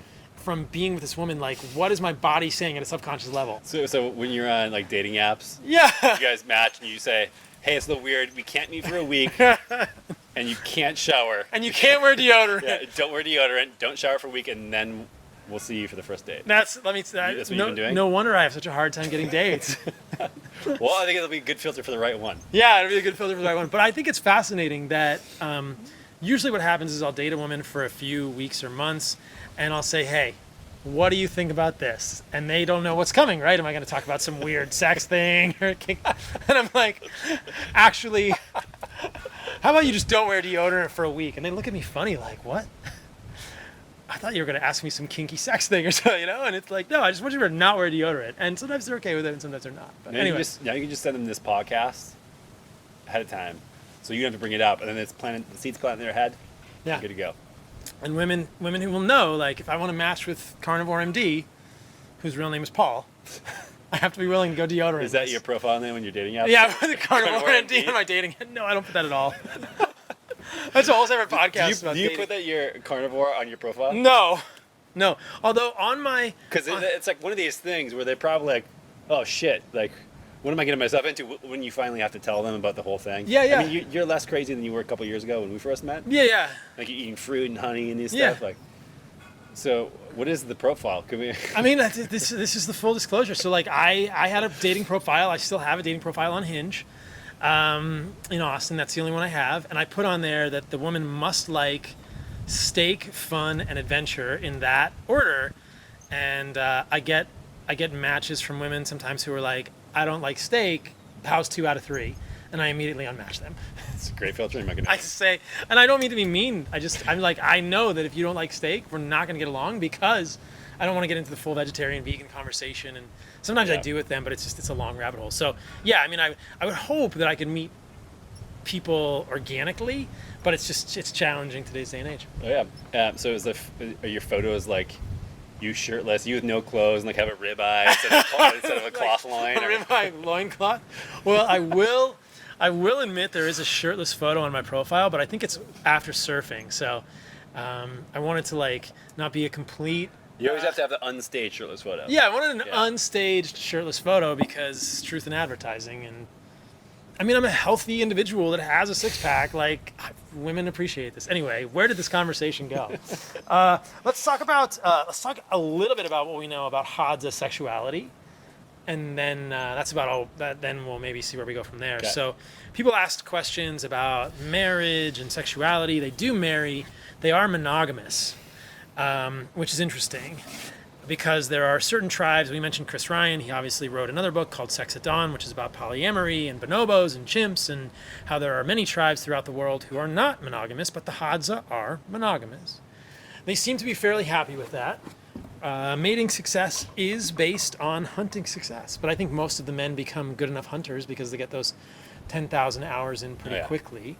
There were not any, I don't know. I mean, we didn't actually spend enough time to know if there were unpaired males there, but most of the men seem to have a wife at some point, and I think that after menopause, the men choose a new wife. So, I didn't know that. yeah, I've read that. Frank's book say that? Yeah, Frank Marlowe. That a man will choose a new wife after the woman goes through menopause. And then to that point, we did not ask them about menopause, but I have read that their menopausal symptoms are very mild, which goes back to everything else we're talking about. Is it the xenoestrogens? Is it the environmental toxicants? Is it all these things we're eating in our diet that are worsening menopause for women? I suspect it is. I've done a podcast with Jamie Seaman where I talked about menopause, guys, if you want to go back and find that one. But I think that the more you can get back to living in a natural default mode way, menopause will be better for women as well. Yeah, I mean, this is just also goes back to the observation I was making in Miami after like being in Africa for a while and being back in an American city. I was not a fan. I'm generally not a fan of American cities. I think they're crazy and people there were intense. Values are very different than they were other places in the world, especially like where we are right now, where it's like value being outside and having healthy food. Just because something's common does not mean it's normal. I've heard And I that. think the same thing with what you're talking about with menopause. It's like we've normalized something because it's common. The symptoms are common, therefore people expect it to happen. And anything deviating from that is now some weird outlier that isn't real, it's not reality, because what we live in with the Western world is common. I mean, this is the same thing with most chronic disease. It's common to be overweight or have diabetes or have heart disease or die from a heart attack or cancer. Just because it's common doesn't mean it's normal. We shouldn't expect that. We have to ask, like, why is this the case? Like, is it possible to not suffer from all of these things, including menopause? And I think the answer is yes. But it's common, so therefore we expect it to be normal. And we're taught that it's normal in medical school. You were taught that, I imagine. I was taught that in medical school. Hypertension is normal as you age. As for every Yeah, decade, yeah. systolic blood pressure goes up, except in the Hadza, except in free living humans in which there's no such thing as hypertension as you age. There's no such thing as age-related hypertension. So, I mean, within medical science, there is primary hypertension and secondary hypertension. And primary hypertension is hypertension due to aging, quote unquote. Oh, this is essential hypertension. It's just your genetics. It's as you're aging. Bullshit. Bullshit. And I love that. Just because it's common doesn't mean it's normal for humans. So, and we should not accept diabetes as normal. Alopecia areata, alopecia, androgenic alopecia as normal, or eczema or psoriasis or acne. I've been thinking a lot about skin stuff recently and how much skin issues are tied to our diet. Yeah. And, we didn't see any acne there. They had amazing skin. We didn't see anybody with eczema or psoriasis. We didn't see anybody with any clear vitiligo or anything like that. I mean, yeah, there wasn't a whole lot there were no chronic diseases that were common in the Hadza. Yep, obesity. None. I mean, one woman who apparently had spent a lot of time with the missionaries in the city looked a little more Yeah. obese. Maybe she's overweight, but probably not obese. Yeah. Or it's like in a culture of the U.S. now where, because it's common, we've normalized it, and now there's this body positivity movement, which I think people should be happy in their bodies and be on a journey if they're overweight or obese, but it doesn't make it normal for a human to exhibit that. If I were to watch the monkeys in the tree and there's all these monkeys that look the same, and there's one that's 3 times the size of the other monkey, I'd say, what the hell happened to this monkey? Like, what is wrong with that monkey? And because now we live in a society where 9 of those 10 monkeys, or 7 out of those 10, or whatever the stat is, Portly. are that large, and you go, oh wow, what's wrong with the weird small ones? Or the small ones shouldn't make fun of the big one. The small It's ones. not making fun. Like, Yeah, the you small don't ones- need to make fun. Like, The small ones can't say to the big ones, "Why are you so big?" yeah, like to be Is able that to healthy? support people and say, hey, this is an issue. Like, it's just because it's common doesn't mean it's normal or healthy. Yeah. It's a tough one. It's a tough one to broach without getting canceled. But Yeah, I chose my words poorly there. I didn't mean make fun. I just meant that basically the Cosmo cover, oh yeah, like the idea that Cosmopolitan was promoting this, love your body image. It's okay to be obese. And it's like, look, great. Be comfortable in your skin and Look, it is okay. It is okay if that's your choice. Yeah. That's not healthy, It's not healthy. which is what they say verbatim. This is healthy on the cover. It's not, Exactly. It's not. And that's been shown in multiple studies that if you are obese, and this makes sense evolutionarily, like if you are obese, you are putting more stress on your body. That is not a healthy state to be. In many ways. Maybe it's a mentally healthy state and you can love your body for wherever it is, and people arrive at that state in a lot of different ways because of incorrect education or difficulty in their life or stress or whatever. That's fine. We understand that. but it's not doing the optimal things for your body's physiology. You have to just be very clear about that and be able to say that in response to the Cosmo cover, like that's not going to lead to optimal human health. It's common for the state we're in 2021 in the Western world. It is not normal for a human organism. No, it's not, because It's not normal for any organism. we don't see those types of body patterns among free living wild humans. I will say it is normal for some organisms that hibernate throughout the winter, Interesting. but not normal for humans because they don't do that. Yeah. So I'll correct before somebody corrects me. Like a bear or something that gets so fat. Yeah, walrus is like obviously it's more of a temperature thing to Yeah. stay warm, but in general for mammals, abnormal. Or at least for hominids. 100%. Yeah. Uh, Yeah. Cool. Off track again. So let's get back to the questions. So we talked a little bit about the women. I got a few questions about the women. Like, you guys didn't have any pictures of the women or videos with the women. I did post a video on my Instagram about us digging tubers with the women. I did a whole post on my Instagram, it's on my profile, about women and children with a bunch of different points of what I observed. So check that out if you're interested there. But yeah, but what are some of the questions you got about? Just, do they hunt with the men? The answer is generally no. They do associate with the men, and when they go dig for tubers, the men may accompany and just kind of hang out and say hi, and the men might grab some sticks for bows or arrows, or the men might look for some honey, but the women are going to go dig tubers. Do they marry? Yes, they marry. We talked about monogamy. Is there abuse? I think it happens occasionally. There's always humans that get jealous, but generally it's not common. There's really not a lot of violence that we saw, but it's not something that's unheard of, at least in the papers that I've written. And I want to make it Or- clear, like, it's not that we're not interested in women. I actually, like, made a point to one day spend time with them. It's that there are, like we said in the first podcast, clear division of genders. Yes. And so we got there, all the men came around us like, hey, come hang out with us. And they separated throughout the entire day. So generally speaking, we went and did the stuff with the men because all the men always hang out, and that's just the way it was. So it's not like we were intentionally avoiding because we found women less interesting. I mean, I don't even think that's a point I need to make, but you need to be careful that, like, I think it can be construed that way. And like, it is a very separate culture, and I found that very interesting. That even at nighttime, like basically until they about go to bed, they're apart from each other all day long. They seem to enjoy that. It seems to work out pretty well for them. Yeah, and then they imagine they go when it gets dark or after we leave camp, they go together and they spend time in huts, and that's presumably when they have sex. So we don't know much about the sexuality because we couldn't ask about it. I only know the sexuality based on what I've read. We talked about the monogamy. I don't know how often they have sex. I don't know any of these things. I got asked like many times if they masturbate. I have no idea. I don't know. Yeah. I don't know. I will mention here a sad thing about the Hadza that I've read that we did not ask them about, but historically they do practice clitoral sort of circumcision, which is the euphemistic way of saying clitoral sort of I don't even know, like what am I looking for here? Basically clitoral let's just say clitoral circumcision in women, where they cut off the head of the clitoris. Do you know what age? I think it's maybe somewhere around puberty or something. I'm not sure. But what I read in Frank Marlowe's book was that when asked about this, they said if they don't do that, the women will enjoy sex too much. So this is not a utopian society. This is practiced in a lot of African tribes. They have this sort of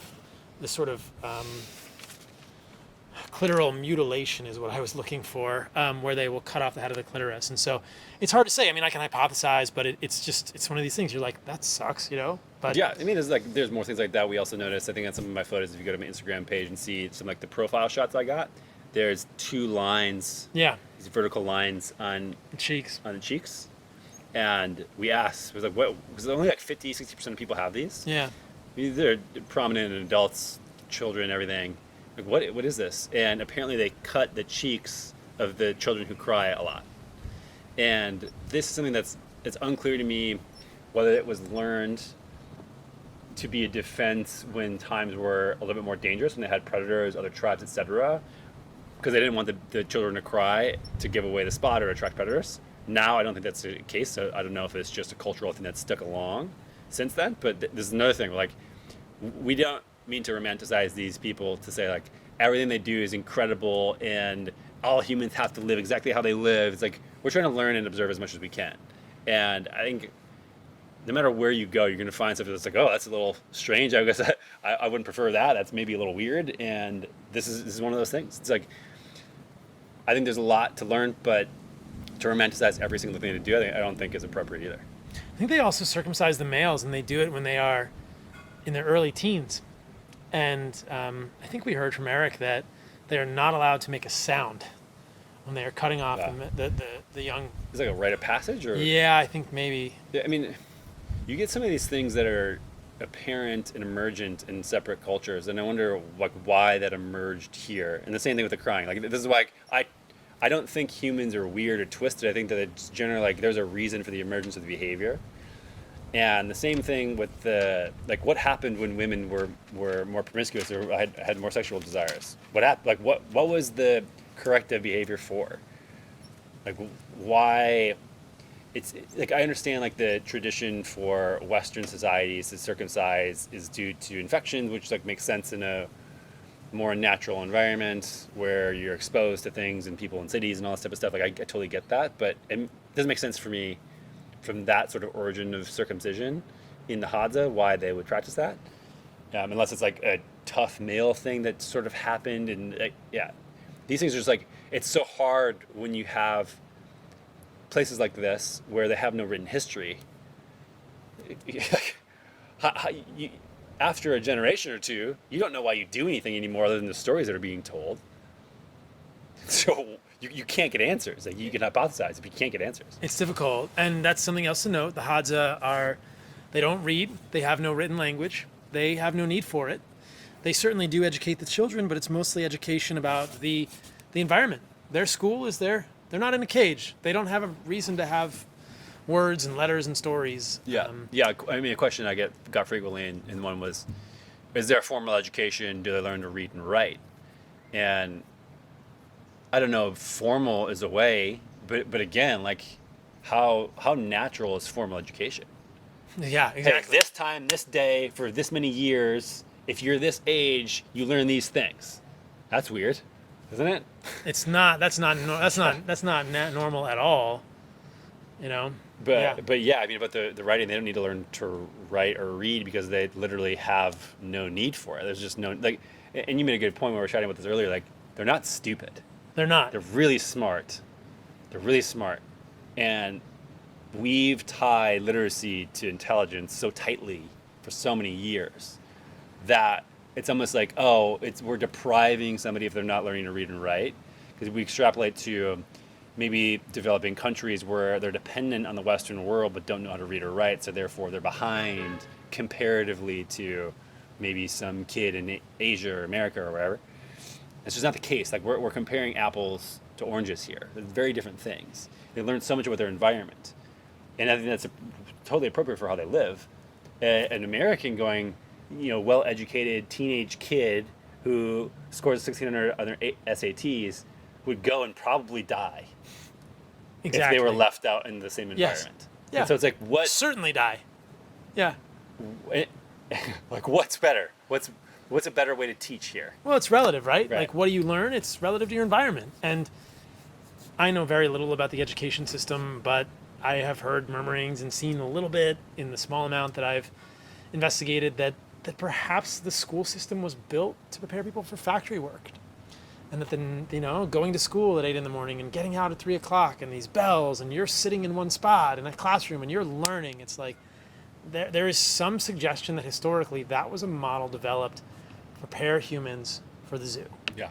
To prepare humans to be good participants in factories which start work at 8 and leave at 5 and have a lunch break and you sit in a computer or at a line or a typist or you do things in factories. You are a good worker. And that's interesting because the Hadza are not that. They get up with the sun, they get out, they play, the kids are free to roam. So we haven't talked about the kids much, but I was fascinated by the children. I mean, we talked about this in the first podcast, they were free to roam.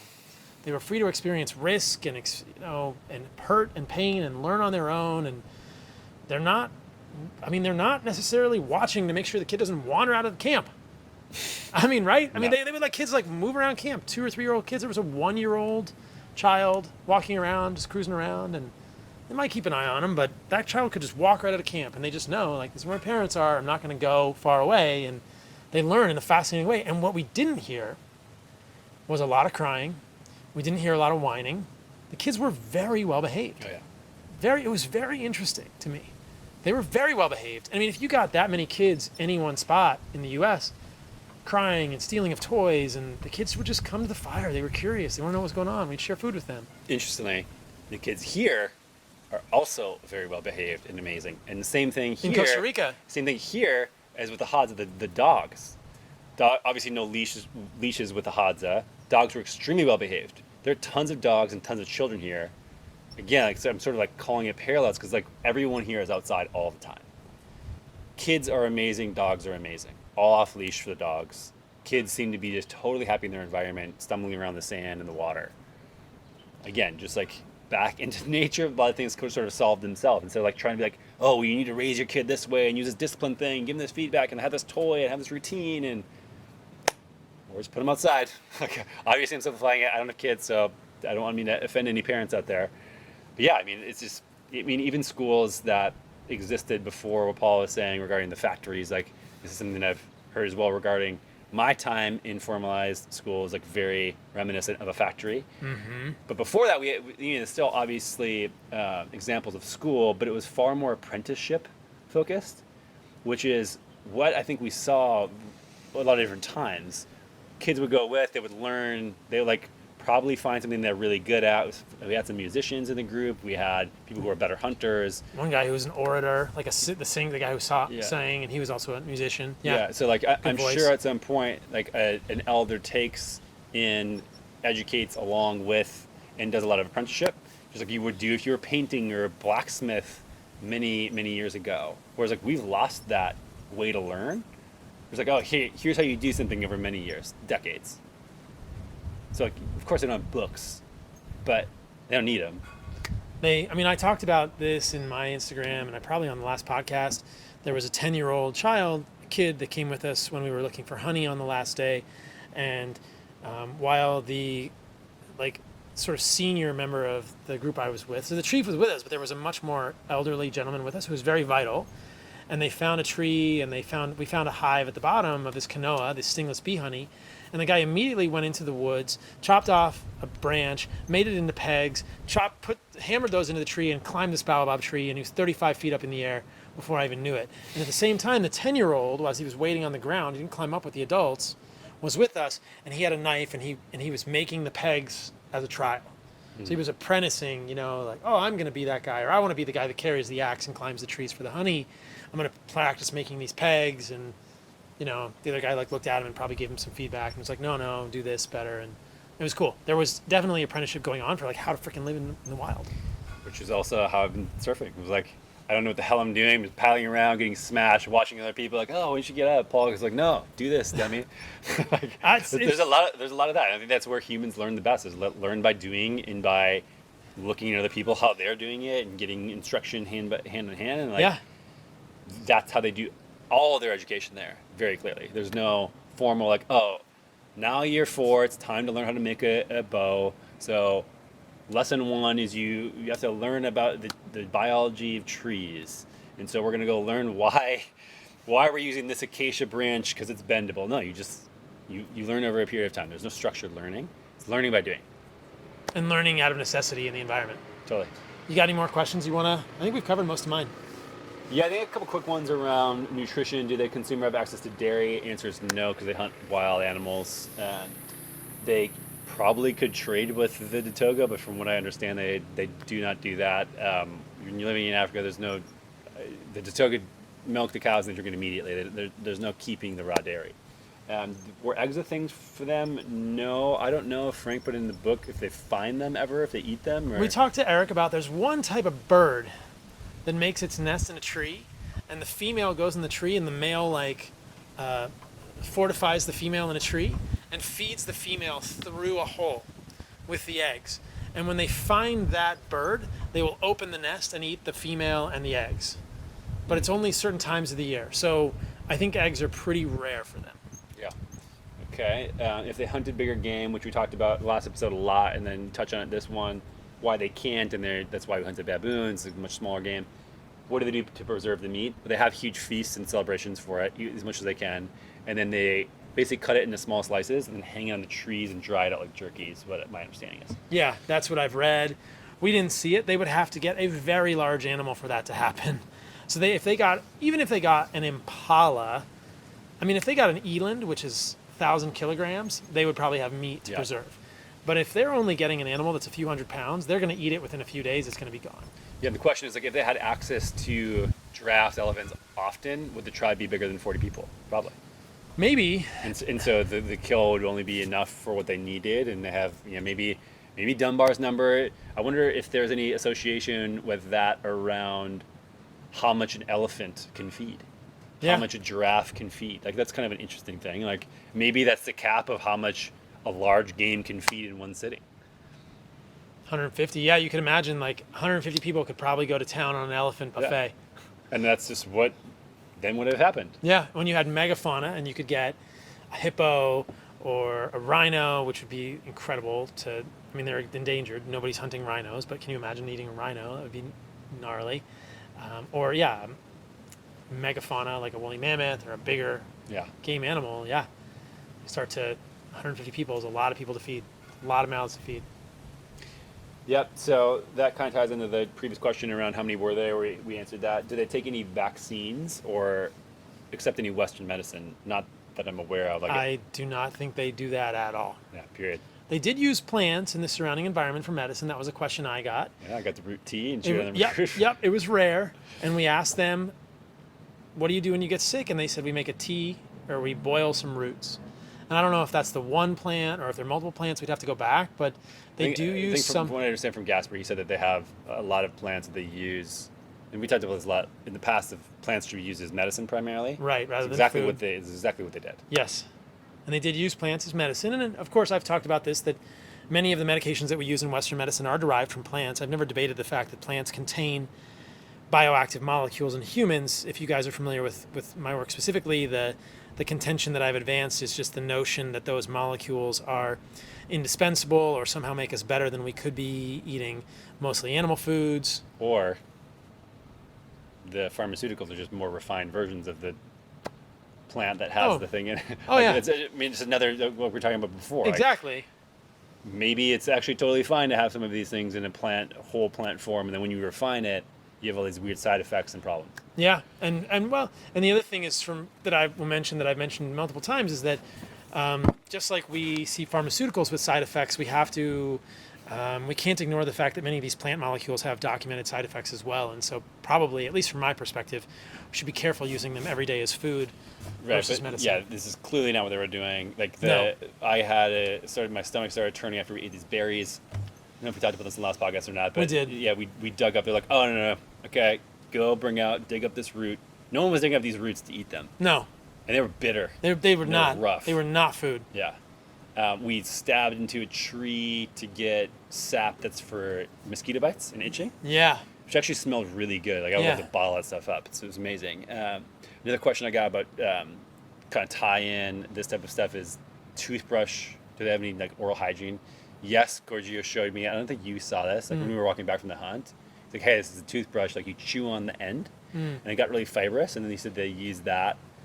He said, I asked how often. He's like, whenever they feel like it. So I don't know when that is.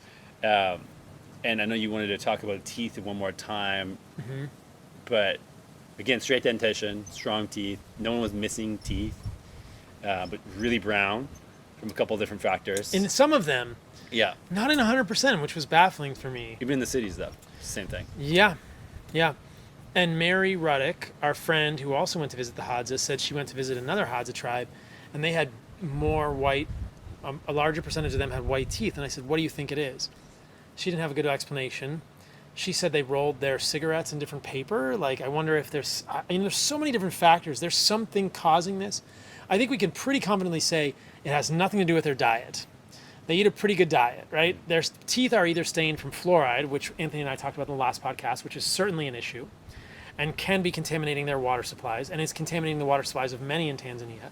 Even in the cities, we saw people with many stains on the front of their teeth. And when we went to visit Gasper's school with many of the kids, they all had stains on the front of their teeth the brown stains, and I thought, what is this? But a lot of the Hadza had very brown mouths. They smoke a lot, both tobacco and marijuana. And I thought Mary brought up a good point. Maybe the paper they smoke it in has inks or dyes that are being inhaled that are staining their teeth. There's something they're doing that's staining their teeth. Generally, they have very good dentition connected with their what I would call an animal-based diet that's very rich in fat-soluble nutrients. As well, again, to bring it back, no bad breath. Yes. There's another sign of oral health. Yeah. Like, if you have bad breath, like something's wrong. Humans shouldn't just naturally have just reeking odor out of their mouth. No, that's halitosis is clearly an indication of a problem. I spoke about this on the podcast with Stephen Lynn. You guys can go back and review that one if you want, but he's a biological dentist from Australia. But yeah, they didn't have bad breath, they just had teeth that were stained. And so a lot of people asked about that because in a lot of the videos it was clear they had brown teeth, and I just wanted to go over that again, that it didn't have to do with their diet, it probably was just something interesting in their environment, fluoride and or other things. I think another really fun question was how active was the hunt and how can we train to mimic their lifestyle? And so the hunt was active. It was active, but again, the question is, what is normal given their 50,000 plus years? Like if they were hunting larger game that was available, like we saw in Ngorongoro Crater, how different would it be? And like you wouldn't have to go that far. Yeah, and is there amount of running and their consumption of meat, does that lead to their small frames and really, really skinny bodies? And what would they look like if they grew up in an area where they didn't have to go that far? It's super interesting, but it was basically walking for a long period of time and then flat out sprints. Sprinting. And then walking and then sprinting. And that's what it was. There wasn't like jogging persistence hunting, which I've heard of before, and maybe other tribes do that. I have no idea. Yeah, I question where that. You run them down and you just, I don't the gazelle think gets tired and falls and dies. I have trouble believing that humans did that. Or if you're persistence hunting, you are walking, you know? Yeah. You're not jogging all day. Right. You're walking 30 miles a day to get this gazelle. But you have to imagine, if you're persistence hunting, that's a lot of freaking calories you're burning walking that thing down. Like, I've always questioned that. Yeah, so I think that as far as how to train and mimic their lifestyle, I'd say not a good idea for a few different reasons. One is that our lives in our zoos, our cages are shaped certain ways. And we have a lot of work to do. And generally speaking, like I think about, okay, structuring a fitness program is generally how you're reversing all of the bullshit in a day-to-day that you're ruining from your body, which is a lot of this forward posture, being on a computer, sitting in a 90-degree angle, not getting certain joints in certain ranges of motion. And how do you build that for somebody in a Western society? Very, very different. Like, this is like, I think the only consistent thing would be move often, get in a deep squat often, and just like move in a variety of ways. These guys were running around, climbing over stuff, under stuff. And like, I don't know, probably we walked most days we were there over 10 miles. Like these people are on the move all the time and are never sort of sitting for longer than 45 minutes or so. And when they're sitting, they're in a deep squat and not on a chair. I do think that if they had a good kill one day, they probably would take the next day to rest. Yeah. And they seemed certainly less energetic the day after we were doing this super long hunt for the baboon. Yeah. But yeah, I mean, I would say be careful trying to mimic a lot and saying this is good for me now that I'm just walking a lot and getting in a squat. We have a lot to unwind, and I think this is one of the areas of, like, is that the best? Are we surviving or are we thriving? And I think that when it comes down to movement, training in certain ways certainly allows for better joint health over a really long period of time. And again, like, does data support that from Hadza, or is it studying Westerners? Of course, we're Westerners, and like I've gone 32 years of my life living in the Western world, so like that's how I'm going to apply the lens to myself. I'm not going to try to study people from the Hadza and be like, oh, should they do pull-ups? Should they do whatever to restore joint function or joint health, or look at synovial fluid or joint surfaces? We know a lot as far as what we need to do, and we can say like weight resistance, like resistance training, is super important for people in a Western world. And that's why like the Hadza aren't lifting weights. I'm not going to say people who are in Western world should not lift weights. And there's, I think, some disconnects with lifestyle and goals and outcomes. Yeah, the context is important, right? Totally. Yeah. And like, Yeah. what would it be like if you were in a squat your entire life? I mean, part of like resistance training, for example, is bone mass, like that lever system on holding up your body weight when you're in a squat position versus strength training. Like, can you get the same benefits if you did it your entire life? Probably. Like, you wouldn't have a decline in bone health. It's also like a nutritional thing. How much are we offsetting with resistance training that we're not getting enough proper nutrition over the course of 80 years? And there's so many things at play here, but I can definitively say like training differently than the Hadza is okay. But also like just be aware of your environment. How are you reversing the things? And like, what is your thing? What is your training set up for? Stop trying to mimic something that's not like you in a way where like your movement environment is very, very different. Yeah. Yeah. I mean, I thought about that surfing. If you want to be a good surfer, you paddle. Yeah. And the surfing will train you to paddle. And you might need to do some leg work every once in a while, but you're going to get strong. I mean, my back is sore. My shoulders are sore from surfing, and it's a part of the environment. But also, I was thinking about it of like trying to think about gymnastic stuff in like how can I incorporate movement work that's the inverse of how much overuse I'm getting. Yeah. Again, it's not a normal human thing to be out in the waves having so much internal rotation on your shoulder over and over and over again. Yeah. It's like, how can I open this up and get into external and like work on thoracic rotation a little bit with external movements, things like that. I mean, it's certainly good for people who are generally desk workers. It's like you have so much thoracic extension. But yeah, I mean, working through like balancing out movements that are unnatural for a human, I think is really important. Yeah. What other questions you got?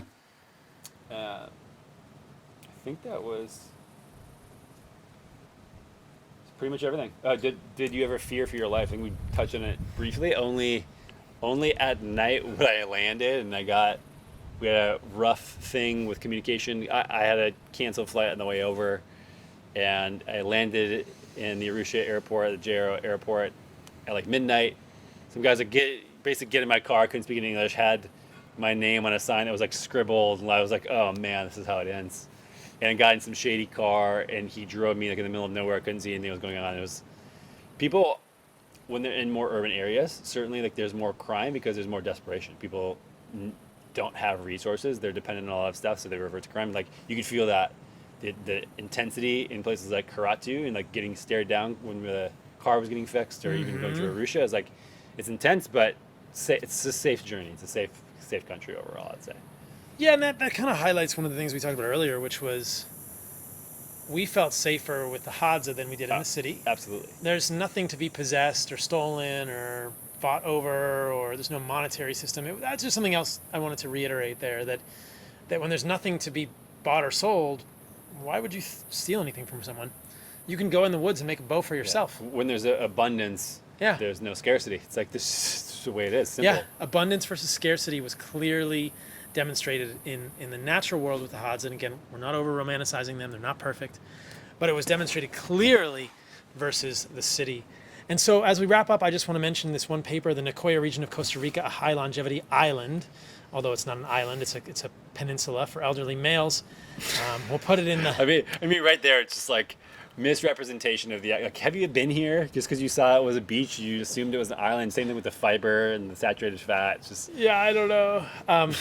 Now, again, I talk about the blue zones in my book. I've done a podcast on the blue zones with Tommy Wood. I've debunked this and spoken out about this. And what's your just elevator pitch there? I mean, I've seen the studies where like one birth record keeping in these places is just off the charts, like terrible. So that's one thing. It's cherry picked, number one. I mean, it's the invention of Dan Buettner and National Geographic, and they picked 5 regions of the world: Loma Linda, Nicoya region of Costa Rica, Sardinia in Italy, Ikaria in Greece, and Okinawa. And they said these regions are people live longer than average. They have a higher percentage of centenarians, which is people live longer than 100 years. Well, they left out all these other regions. It's Ansel Keys reincarnate. Yeah. They left out 10 to 20 other countries. Where were the other regions? I mean, you could look at, there's places in the U.S. where there are super centenarians and centenarians. In New England, there's places in Iceland, there's places in Malaysia. Hong Kong has the highest life expectancy, or the third in the world, 86 years. They eat like a pound and a half of meat per day. They have the second or third highest consumption of meat in the world, and they have the second or third highest longevity overall. So there's so many regions of the world you could look at for more centenarians than average, and they it clearly doesn't correlate with a higher percentage of plant foods in the diet. But that was one of Dan Buettner's suppositions, or at least his theories, that they do multiple things in these blue zones to help people live long lives. They have community, they have plant-based diets, wrong, etc. And I talked about this with my podcast with Mary Ruddock when she came on my podcast, that she talked about Ikaria in Greece, where she was living, and they ate a ton of meat. That's a quote, blue zone. Yeah, they ate nose-to-tail meats, and this study here is one of the studies that's been talking about the Nicoya region of Costa Rica. I'm going to go there. That's where we are now. We're in the Nicoya Peninsula, but there's a town called Nicoya. And in this study, they say that, again, it's only elderly males. The Nicoya advantage does not occur in females. It's independent of socioeconomic conditions. It disappears in out migrants, which means that if males leave Nicoya, they do not maintain their longevity, and comes from lower cardiovascular mortality. Nicoyans have lower levels of biomarkers of cardiovascular risk. They are also leaner, taller, and suffer fewer disabilities. 2 markers of aging and stress, telomere length, and DHEA sulfate are also more favorable. And then they go on to make their sort of editorialized comments. The Nicoya diet is prosaic, which means, I suppose, basic, and abundant in traditional foods like rice, beans, and animal protein. I don't know how Dan Buettner missed that. With low glycemic index, and they're going to do it here, guys, a high fiber content. So, if you, as I wrote about in the Carnivore Code, if you look at the diet of Nicoya specifically, the men in Nicoya eat more meat and more animal fat than the general Costa Rican population. So the way they make these blue zones is they'll look at men and females in the Nicoya region of Costa Rica and compare their life expectancy to that of overall Costa Ricans. And one of the things you can find is that in Nicoya, the men eat more animals and more animal fat than San Jose Costa Ricans or any other places in Costa Rica. So interestingly, and it even says it right here in the abstract, it's quite high in animal protein. So I don't know how, if you guys believe that blue zones substantiate the notion of plant-based diets, that's absurd. And I'll follow up with more content about actually going to Nicoya. And like I said, I'm going to have Stephen Gundry on my podcast this week. I'll release it in the future.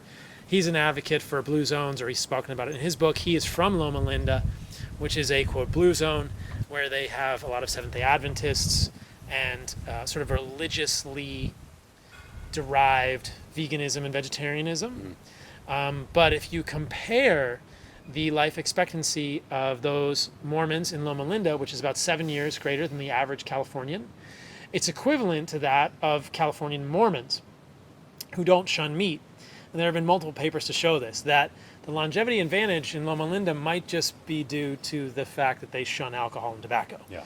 And have a good community. Yeah, just like the live in a great Mormons. climate. Exactly, just like Outside Mormons. a lot. Yeah, Mormons living in California have the same advantage, but no. So the Mormons in California are a, quote, blue zone. They just don't live in one area, but you could call that a blue zone, and they don't shun meat at all. So the idea of longevity is certainly a great litmus test and way to indicate what humans might hope to do in their diet to live long and well.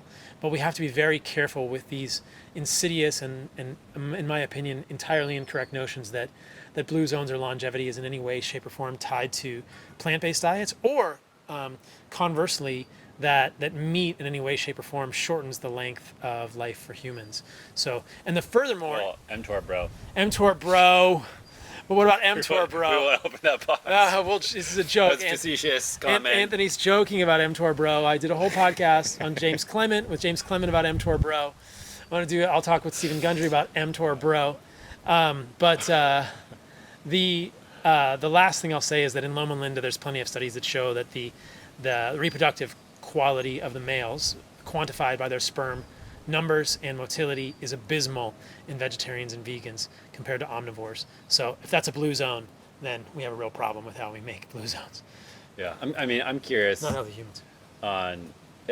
To me, it's also the climate and the access to water, like diverse ecosystems.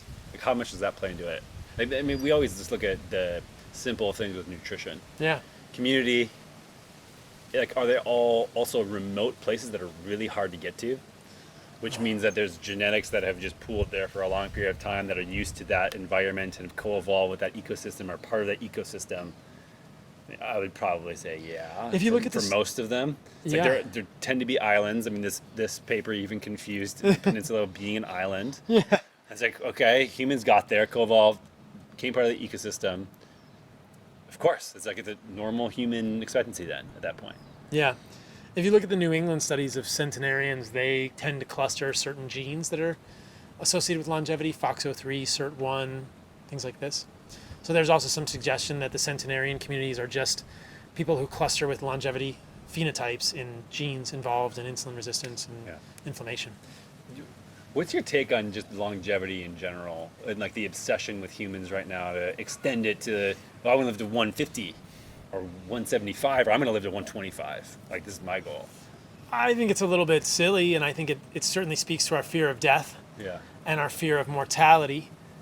It's like no matter what you believe happens after you die, if you live to 100 or 125, either way you're getting there. Yeah.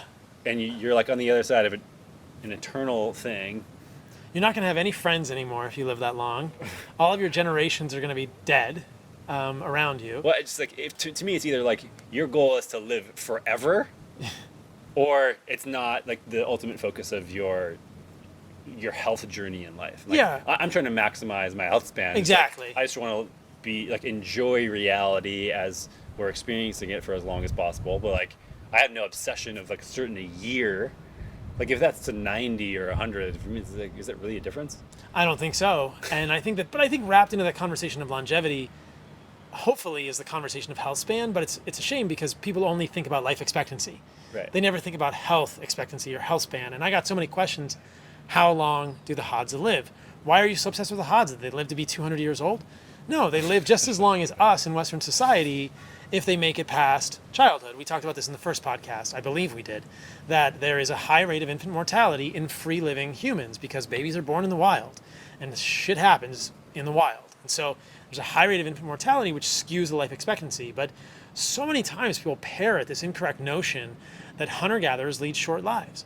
And it's just so wrong. If you look at them, there are plenty of elderly people who are much more vital than their contingent or their correlating, their correlates in terms of age in Western society in hunter-gatherer societies.